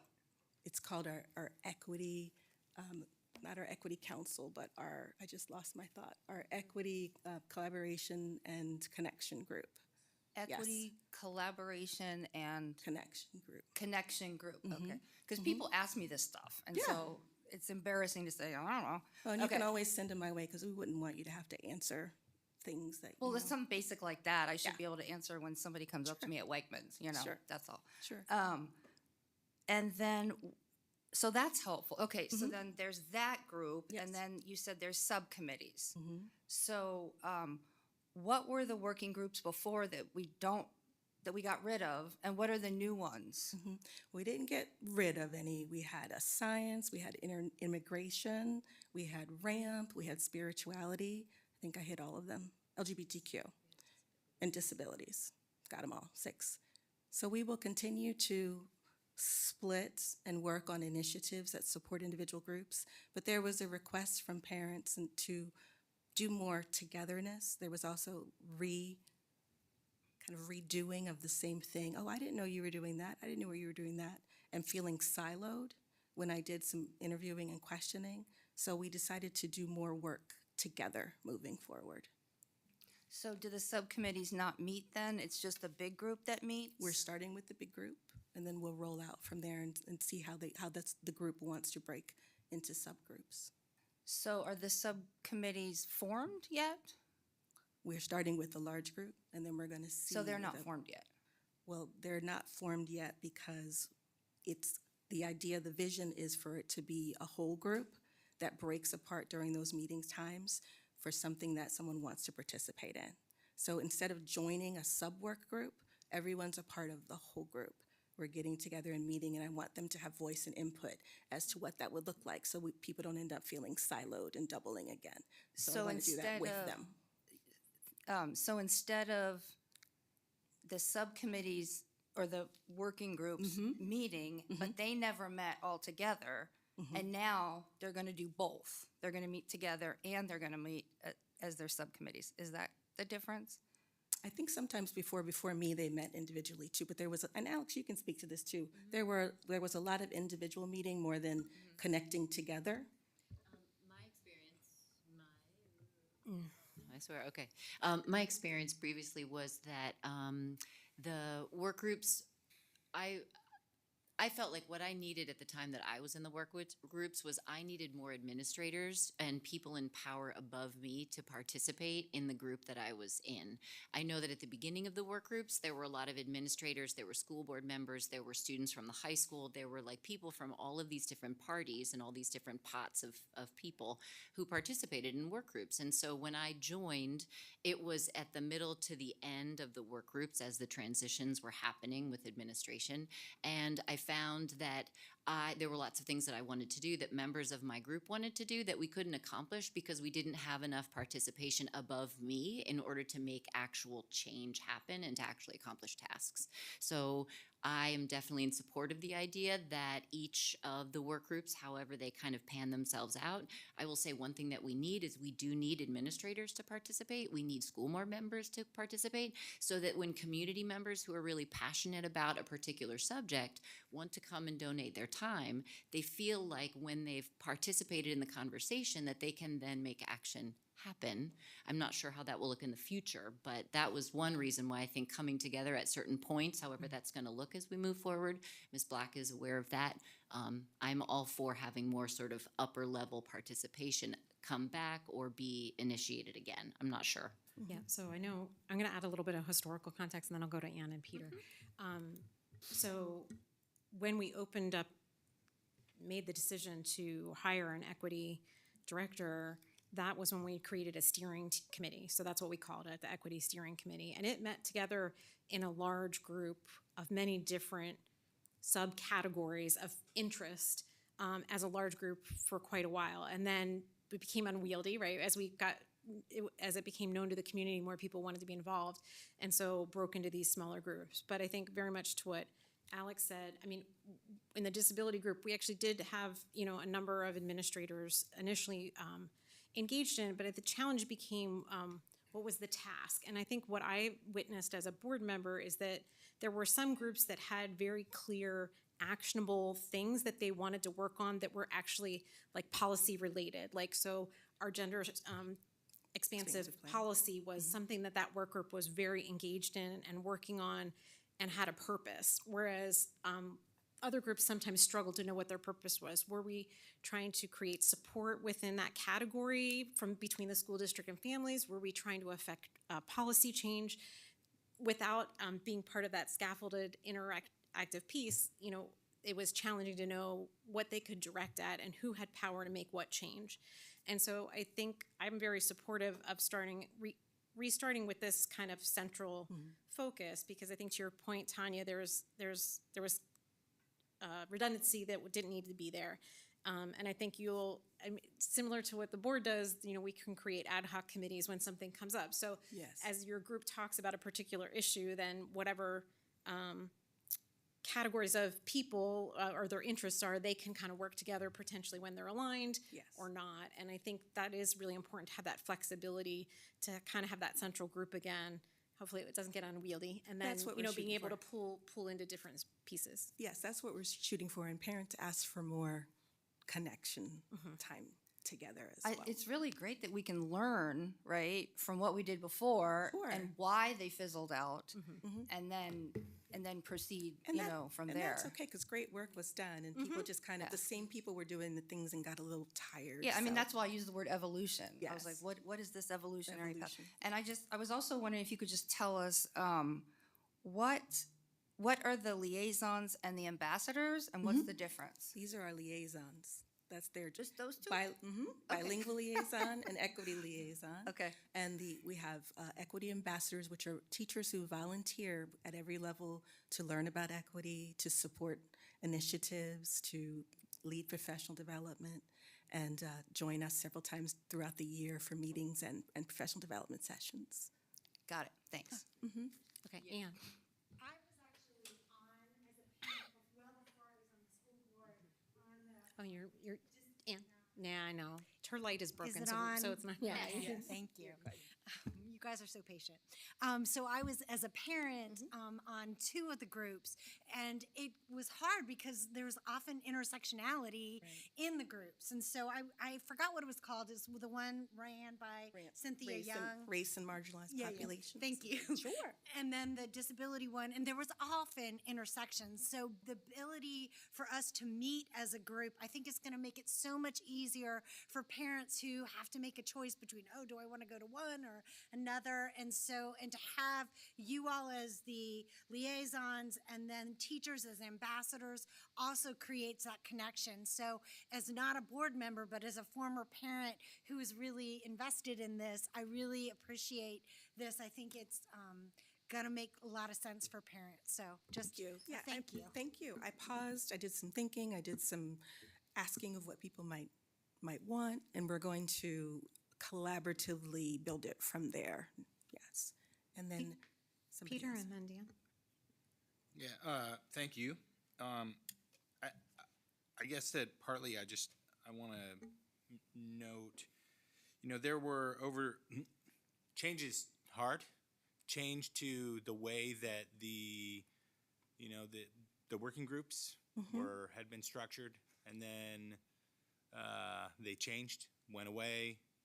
There was a lot of worry that basically the district was going to abandon people. So I'm really heartened to hear that we have renewed engagement. I appreciate very much that Alex said, that need people above you to be engaged, right? And I think that the administrators, board, teachers, stakeholders, students, families, that everyone be involved.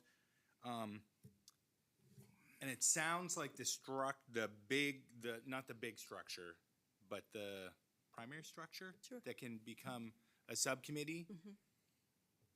What exactly is its charge?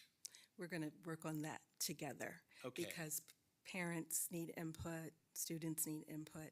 So right now, it's a space where parents, community members can come and hear updates in terms of what we're doing, can receive information in terms of speakers. One of the things I want to do next year is a neurodivergent speaker.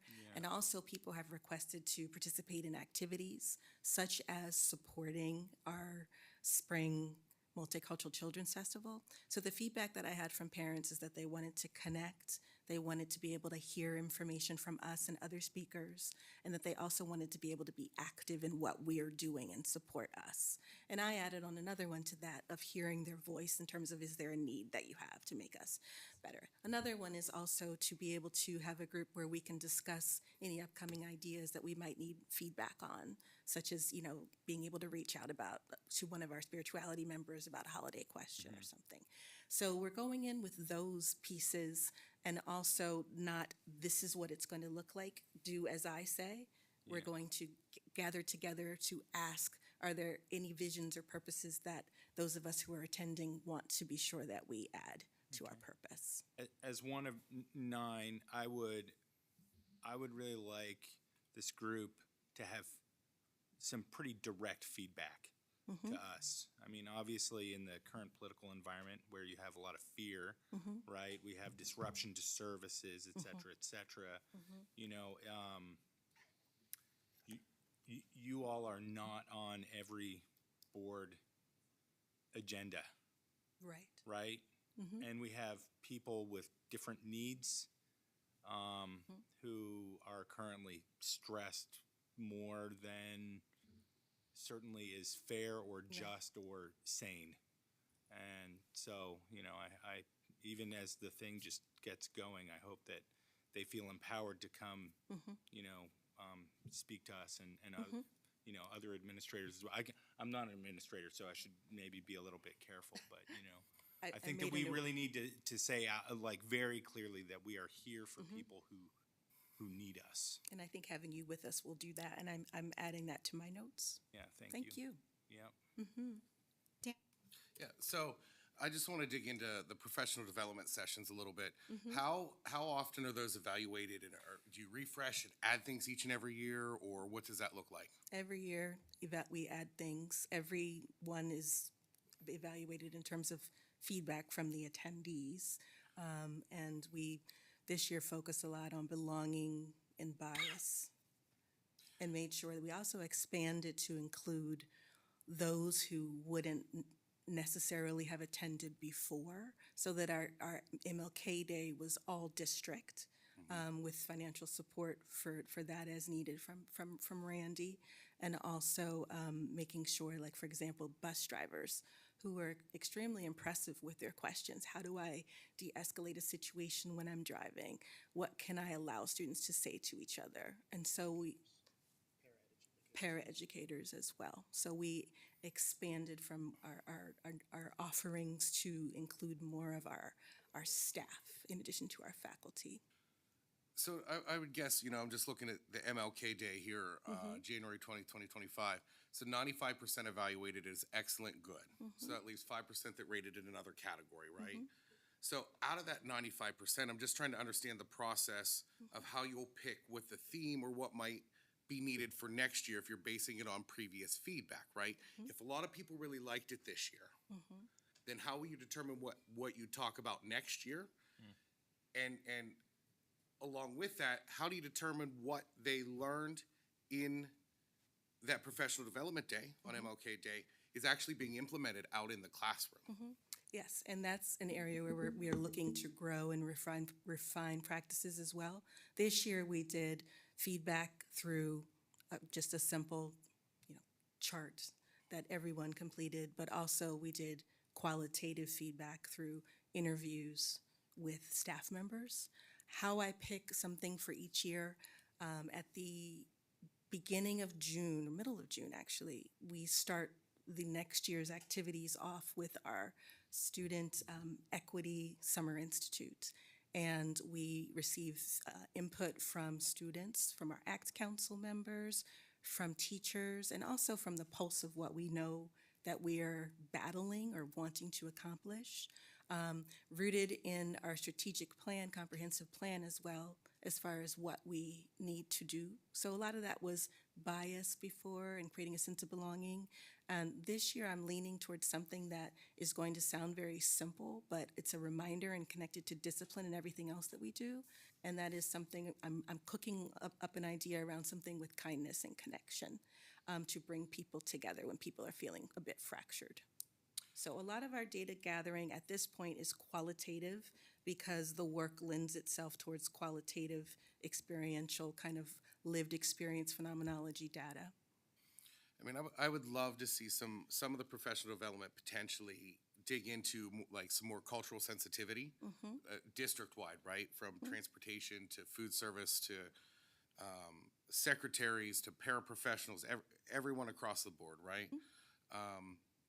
I think it's important that anybody that might come in contact with any child from anywhere understands at least some basic cultural sensitivity.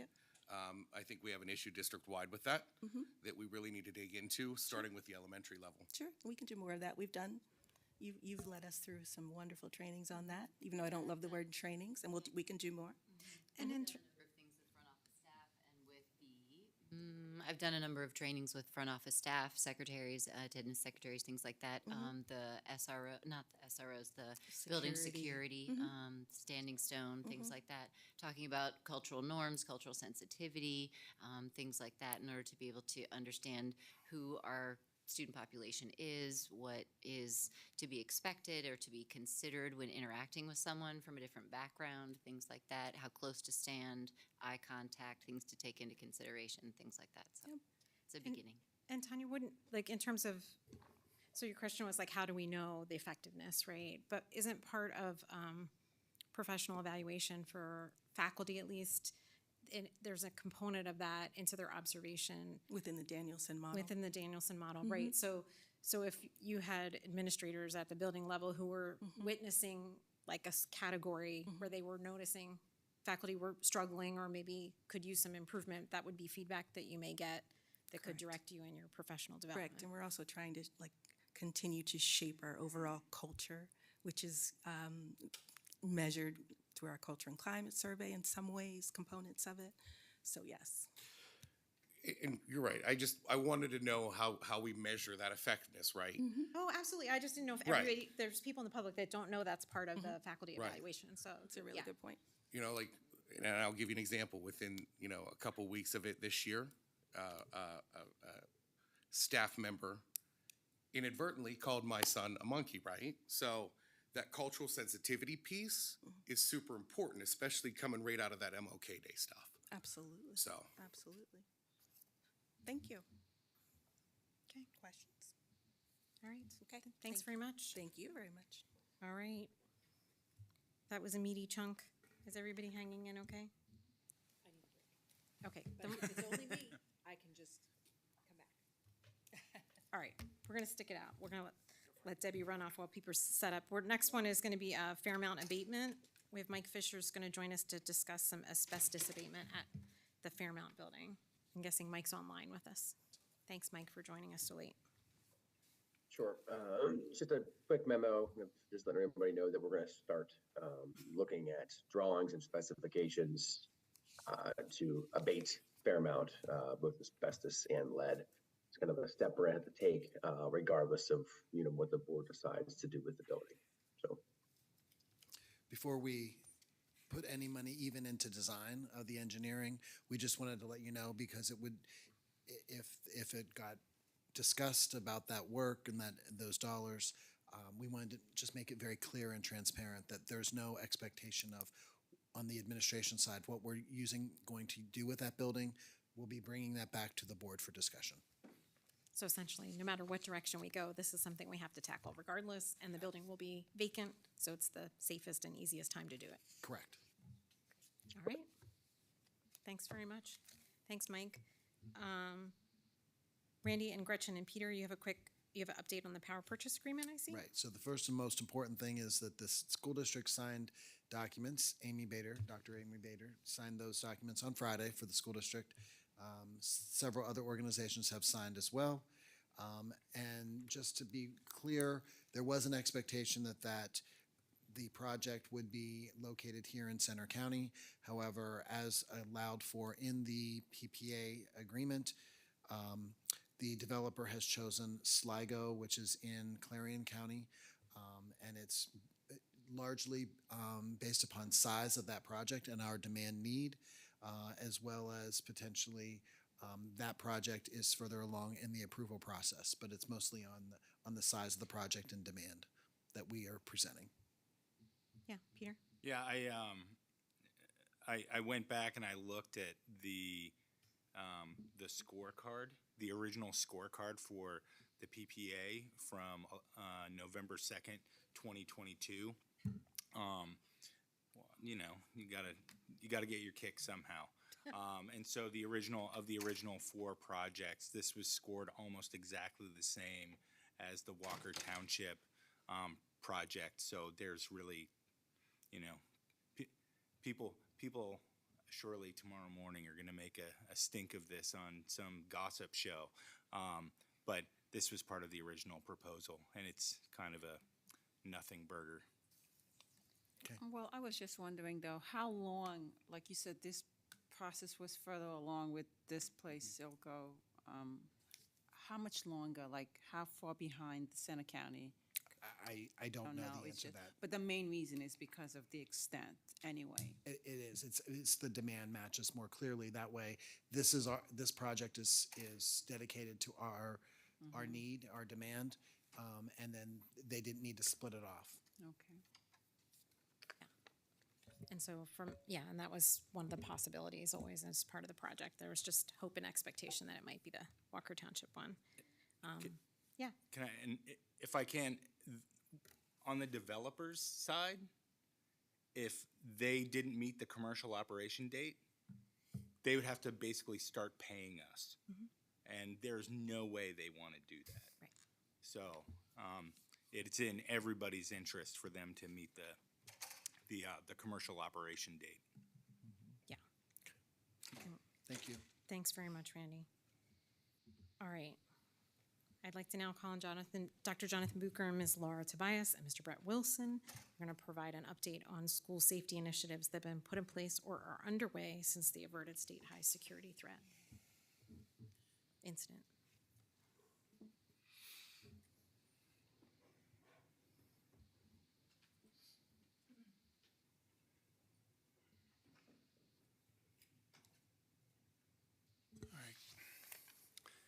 So test this a little bit. Yep. All right, so just give you an update. So approximately a month ago, after the averted state high safety incident, we would like to provide an update for the redebriefing sessions that we held immediately after the aftermath, additional meetings and action steps that we've implemented since then. So on April 23rd, district and high school administrators and staff, Vice President from the board, Deb Anderson, and School Resource Officer Matt Hertlin met to discuss our response and a recent safety concern and discuss potential changes to state high security. After reviewing the timeline of events, starting with the investigation and proceeding to security measures at the high school through April 21st, the group identified strengths, growth areas, and next steps. Since that initial meeting, there have been numerous meetings with students, faculty, staff, community members as well. In addition, the board had the regularly scheduled conversation with the community that drew about 50 people at Barnes & Noble, as well as the State College Police Chief John Gardner spoke at the April 21st board meeting.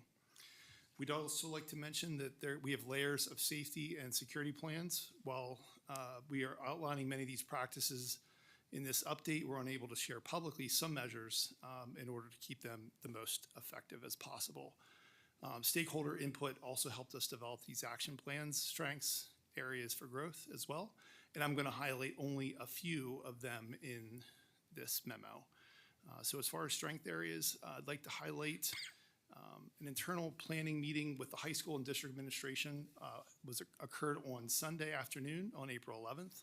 It's included high school principals, assistant principals, communication team, the finance and operations officer, Randy Brown, Danielle Yoder from elementary as well, to develop a plan for initial communications and operations for the upcoming week. Following that meeting, there was another additional meeting, a virtual meeting with faculty from Delta as well as State High Sunday evening, the 11th, to answer questions about what school would look like the following day. Also, another area as a strength would be the collaborative spirit that administrators, directors, student services members, teachers, SEAL staff, IT personnel, maintenance staff, transportation staff, food services, and standing stone security all pitching in to assist with arrival the following week of school. Last area that I'd like to highlight for a strength would be the flight team's quick response in supporting students, which included support from Peter Montnittany, Jana Marie Foundation, mental health clinicians, and from other school buildings, the Penn State Her Clinic interns, and extra walk-in support opportunities for students and staff during that week. Highlighting some areas for growth that we identified in our debrief is to improve student ID checking process. Possible areas include requiring students to wear IDs, annually changing the background colors of the pictures to prevent old IDs from being used, and having students swipe or tap the IDs upon entering the building for verification that they're an actively enrolled student. Also review the sports bag storage process with a potential outdoor storage location. Another area to highlight, area for growth, is to evaluate the high school's security protocols after 3:40 p.m. to accommodate extracurricular activities and community use of the building, potentially adding extra costs to security personnel and rental fees. And the last area for growth I'll highlight is to evaluate middle school safety steps to mirror State High and Delta practices, since Delta is a 6 to 12 building, and considering what actions might apply to our elementary schools as well. Highlighting a few action steps that we plan to take is to look into acquiring door alarms that, if tripped, are connected to our cameras, communicate with parents and students about safety changes prior to the new school year, investigate best practices for metal detector use, benchmarking against other school districts that use them, create a metal detector policy and procedures for use. Some action steps that are already in place that we'd like to highlight a few are purchasing 3 additional metal detector machines and additional handheld wands at the last meeting, reemphasizing the importance of checking IDs with security staff and personnel in the buildings. We held with the board a coffee and conversation in the community at Barnes & Noble. There was some feedback, much feedback that we received that was very valuable to us. We also shared communication about gun safety storage to our K-12 community. Plans in place, so as we make certain adjustments in the near future and consider other ones down the road, we will continue to make safety our top priority in maintaining our current security and safety measures. We'll be sending this memo, as Mr. Johnson said earlier in his statements, this memo will be sent out to our community, and we encourage people to read it in its entirety because I skimmed through it as quickly as possible and wanted to give the board an opportunity to ask myself, Mrs. Tobias, and Mr. Wilson any questions that you may have. I do. And the growth area where you said consider the use of clear backpacks, so I'm not sure, like in the growth area, is it a consideration or not when you say consider? So we would look into that if that's even feasible, much like when you go to Beaver Stadium, Right. you need a clear bag. I don't know if it's feasible for students carrying. Right now, it's still in the evaluation, basically, is that what you meant? Yeah, because some of those, I mean, I would guess some of that is about the feedback we received, right? It's not necessarily something that, I mean, we'll Correct. explore things, but that's not necessarily top on your list. These were some of the suggestions from students, faculty, and staff on things to look into. We just aren't sure yet. But that was one of the areas that they brought up was, should we have clear backpacks? Can it even be done? Go ahead, Ann. Thank you so much for the work that you did. I think, are you on? You all responded so well. I wanted to I also want to thank you for acknowledging that we are following the Secret Service protocols for the assessment process. I think that's super important, and that document actually provides a roadmap in some senses because it emphasizes safe storage, which we have, thankfully, our young student leaders in terms of Students Demand Action took leadership and encouraged us to send out that information, and so I hope we continue to do that. But the other thing under next steps is continue to emphasize the importance of see something, say something. And as we know, that was instrumental. I'd like us to just underscore that in terms of really reflecting, because there were some students who could have come forward who didn't come forward. And so the Secret Service report talks about the importance of students coming forward and not talking yourself out of it. And so I just would like to underline the see something, say something, finding ways to have students practice not talking themselves out of it and coming forward. Because I think that's, the Secret Service says that's important. So we really need to lean in heavily for that. And so, again, I really appreciate everything you did. Yeah, I want to back that up. I can't recall the specific statistics from that report other than that overwhelmingly those incidents that were averted were primarily averted through that process, through someone coming forward, speaking about it, and about the risk. I'd also like to just acknowledge the high school's efforts in engaging with students. I know it was a pretty stressful time for students, and I know you worked really hard proactively to give them opportunities for engagement, to be heard. I know it took a little time to put together the meeting that we had with the board, and have to say that there must have been quite a high quality level of engagement, because by the time we had the opportunity to sit down with students as a board, they were really highly educated. How much of that was education from teachers, faculty, their own research, I think probably a lot of all of it, but you had clearly shared a lot of information with them that helped them understand the complexity of the situation and how challenging it can be for a big high school to deal with. So I just wanted to applaud that effort. I think it was really notable. Yeah, Angel. Hi, I just want to thank you again for all the measures you guys have been taking to protect us.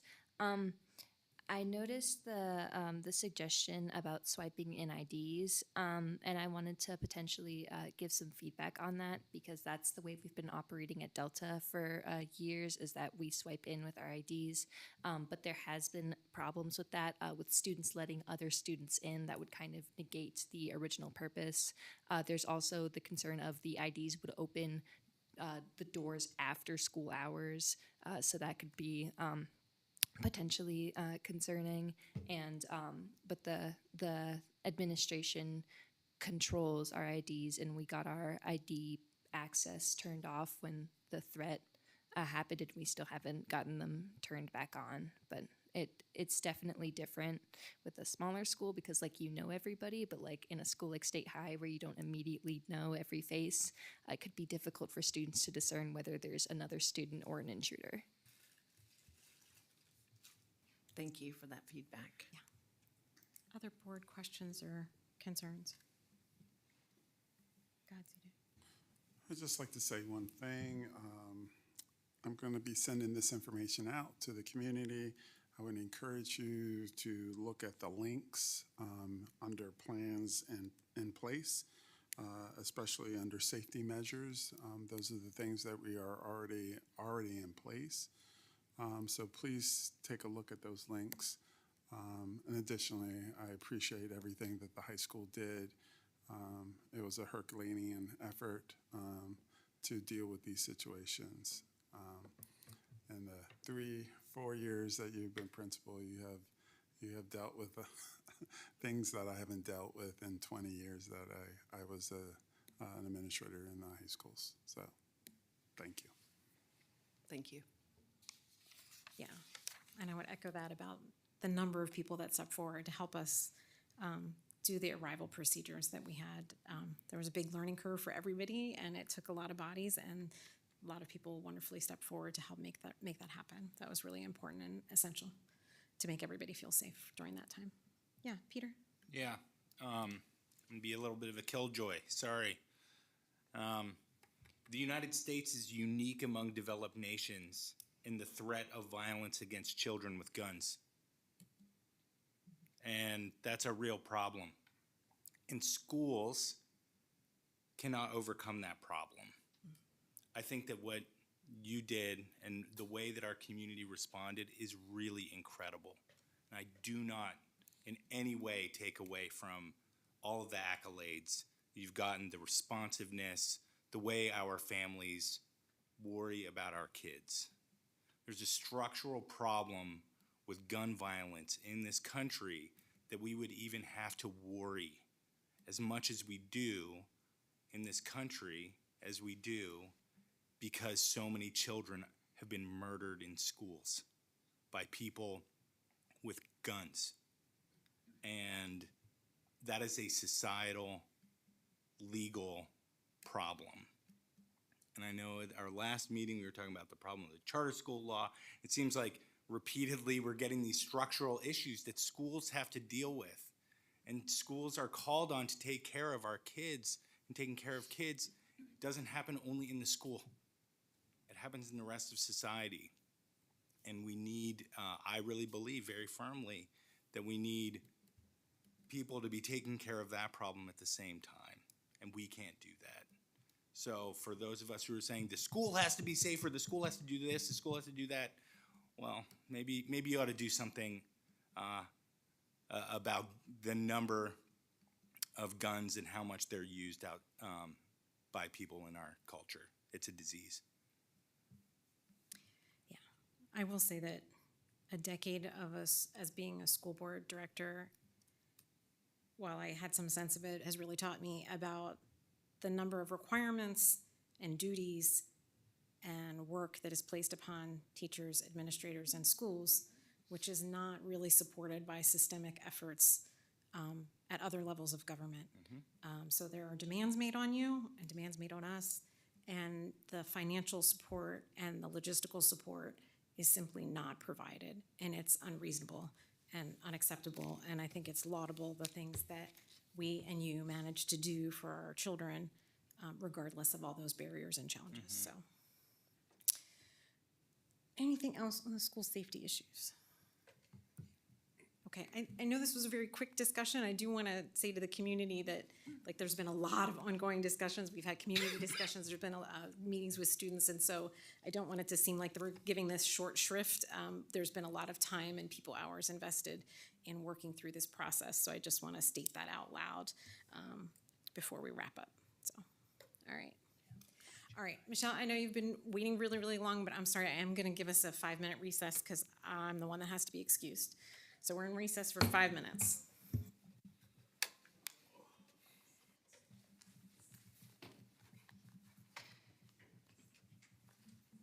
It's so cold in here, my toes are numb. I waited this long for a cup. I'm good, how are you?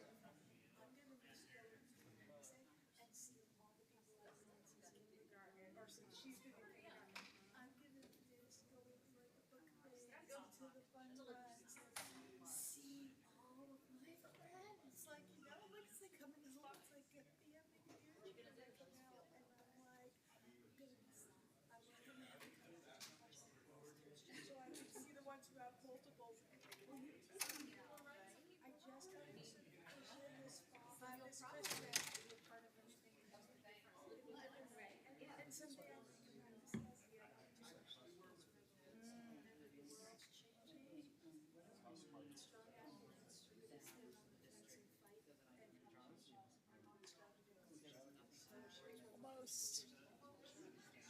Get there. Now is the one starts changing again.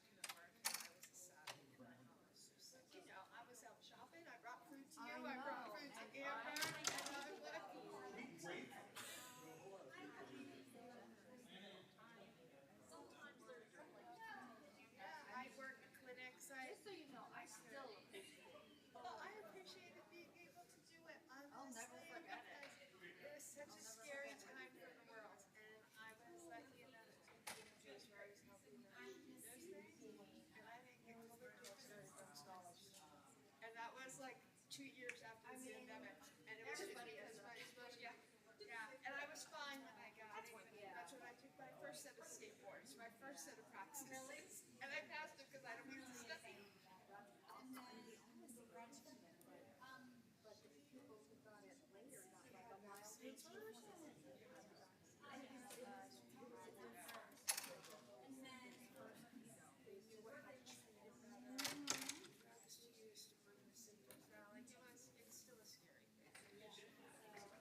I think you like to talk about that just because you like to say the word Wu-Tang. I hope to see you on. Did she say Wu-Tang? She's going to their concert. Is she?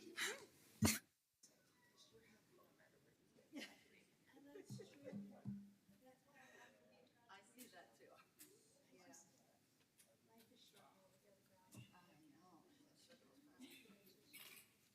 From music education to vocal performance to Philadelphia.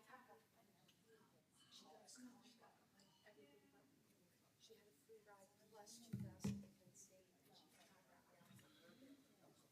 Sorry, well, congratulations. I just had a big old coffee, so I'm good. I could stay in that for 6 hours. No, thank you. I think we have 30 minutes left. Policies usually, these ones are pretty gnarly. Oh, for graduation, yeah, Yeah, because they're not really like controversial. all right. I tried to make it a little, it was in the 60s. That's too cold. I put it up. Okay. All right, I'm going to reconvene the May 19th, 2025 State College Area School District Board of Directors meeting. I'm finally tired that our name is so long. After running meetings this long, it's a lot, it's a mouthful. All right, so we're going to move on to some policy updates with Michelle. Okay, so we have some items tonight for information and discussion. And I have the subject matter experts on either side of me here who can help you guys out. So at our last Policy Development Committee meeting, we took a look at several policies. The first one tonight is 702, which is gifts, grants, and donations. And that is Randy's area of expertise. You will notice that they use the term donations for clarity in this policy. And that if this policy is revised and adopted, then we're going to be retiring some other policies that are accompanying it. So if you take a look at that and you have any questions on that policy, it's a new policy recommended by PSBA.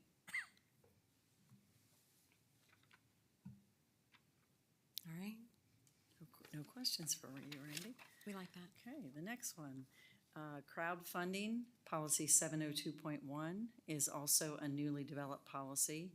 And it's based on member interest and recommended best practices to provide the district template draft, indicating if crowdfunding is or is not utilized to raise funds by employees or organizations, and that would be on behalf of the district for projects or programs. Yeah, this is one I hadn't thought about before, but it seems to make a lot of sense to have and be clear about what our expectations are. Debbie? I just want to point out one thing that was discussed at the policy meeting, but it's not specified specifically here, so everyone knows we talked about it. The idea is that this would prohibit crowdfunding by district employees or student organizations asking for money for the district. This would not prohibit PTOs from using crowdfunding to raise funds for the PTOs. Or boosters. Or booster clubs. Correct. So sometimes it's just nice to say what's not said out loud. Yeah, thank you. Yep. Any other comments or questions?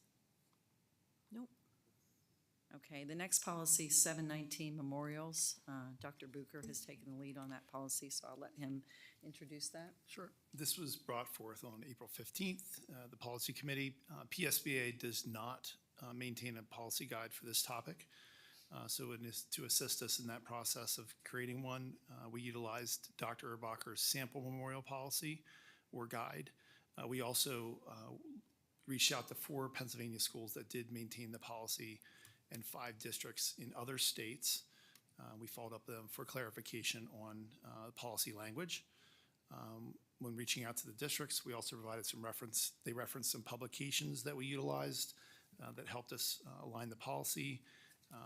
And once that was completed, the draft was developed, and we shared it with various stakeholders, including some partners with feedback, which also included Dr. Erbacher to review, the district administrative team, several external subject matter experts, Dr.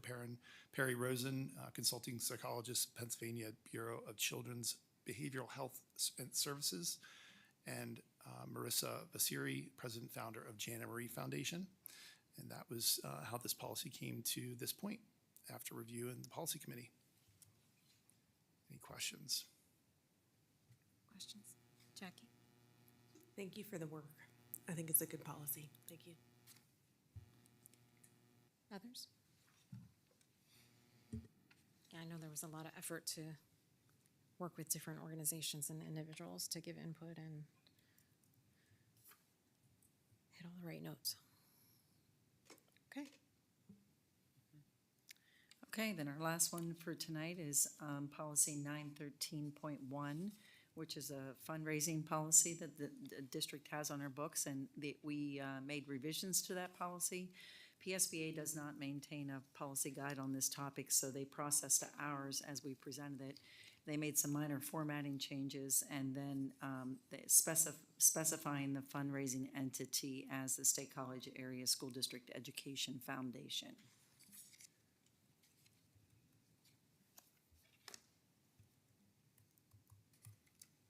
Questions? All right.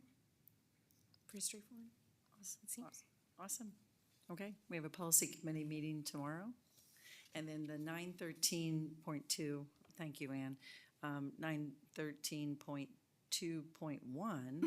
and 913.3, those will all be recommended to retire as in conjunction with that first policy, 702 that we spoke about. Yeah, thank you. What's that? We're trading one policy for 3 policies. Right. It's Yeah. good. Yeah, good, fair trade. We like that. All right. Excellent. Thank Well, you. thanks very much. Next on the agenda, we have an opportunity for board members to share updates on their committee initiatives. Central Intermediate Unit, Ann or Jackie? So I think this is our first opportunity to tell the board that the IU has hired a new executive director that's going to start in CIU 10 on July 1st. His name is Dr. Kurt Vassis. And he is currently the assistant superintendent at Punxsutawney School District. And so he will be joining us on July 1st. Great. SCASD Ed Foundation report? I have no update. Okay. CTC Local Advisory Committee, Carlene, do you have anything? Meeting soon? Okay, sounds good. CAC Liaison Reports, Athletics, have you had a meeting? Not yet? I know you're meeting like quarterly, so, okay. Facilities, Peter and I were at the facilities meeting, and Debbie as well. And Ann? Yep. Oh, no, that was Facilities Committee, you're right, you're right. You're saying, but she did say facilities. No, yeah, I said I meant to say citizens, it's, Oh. yeah, it's almost 10 o'clock, the witching hour, so I got it wrong. Right. So, Well, no, yeah, I don't think we've had a facilities CAC for a little bit. no. So, and then we have CAC for finance. Jackie, you're? We haven't met. Okay. School health and safety, we haven't met. This happens every once in a while. We have these board reports and like, we haven't had anybody meet. So I'm gonna say it, technology, Dan. You haven't met? Okay. So then that concludes our agenda for this evening. Looking ahead to future meetings, we have May 20th. As Michelle mentioned, that'll be Policy Development Committee at 1:30 here in Panorama Village in the boardroom. And June 2nd, Committee of the Whole regular board meeting at 7 p.m. in Panorama Village boardroom. And with that, I'd like to adjourn our meeting, the State College Area School District Board. What? Oh, tomorrow is Election Day. We often had certain board members who work the polls and were very good at reminding us about Election Day, and so I neglected to forget tomorrow is Election Day. Please make sure that your voice is heard and you show up at the polls. And with that, then I will adjourn the meeting. Have a good night, everyone.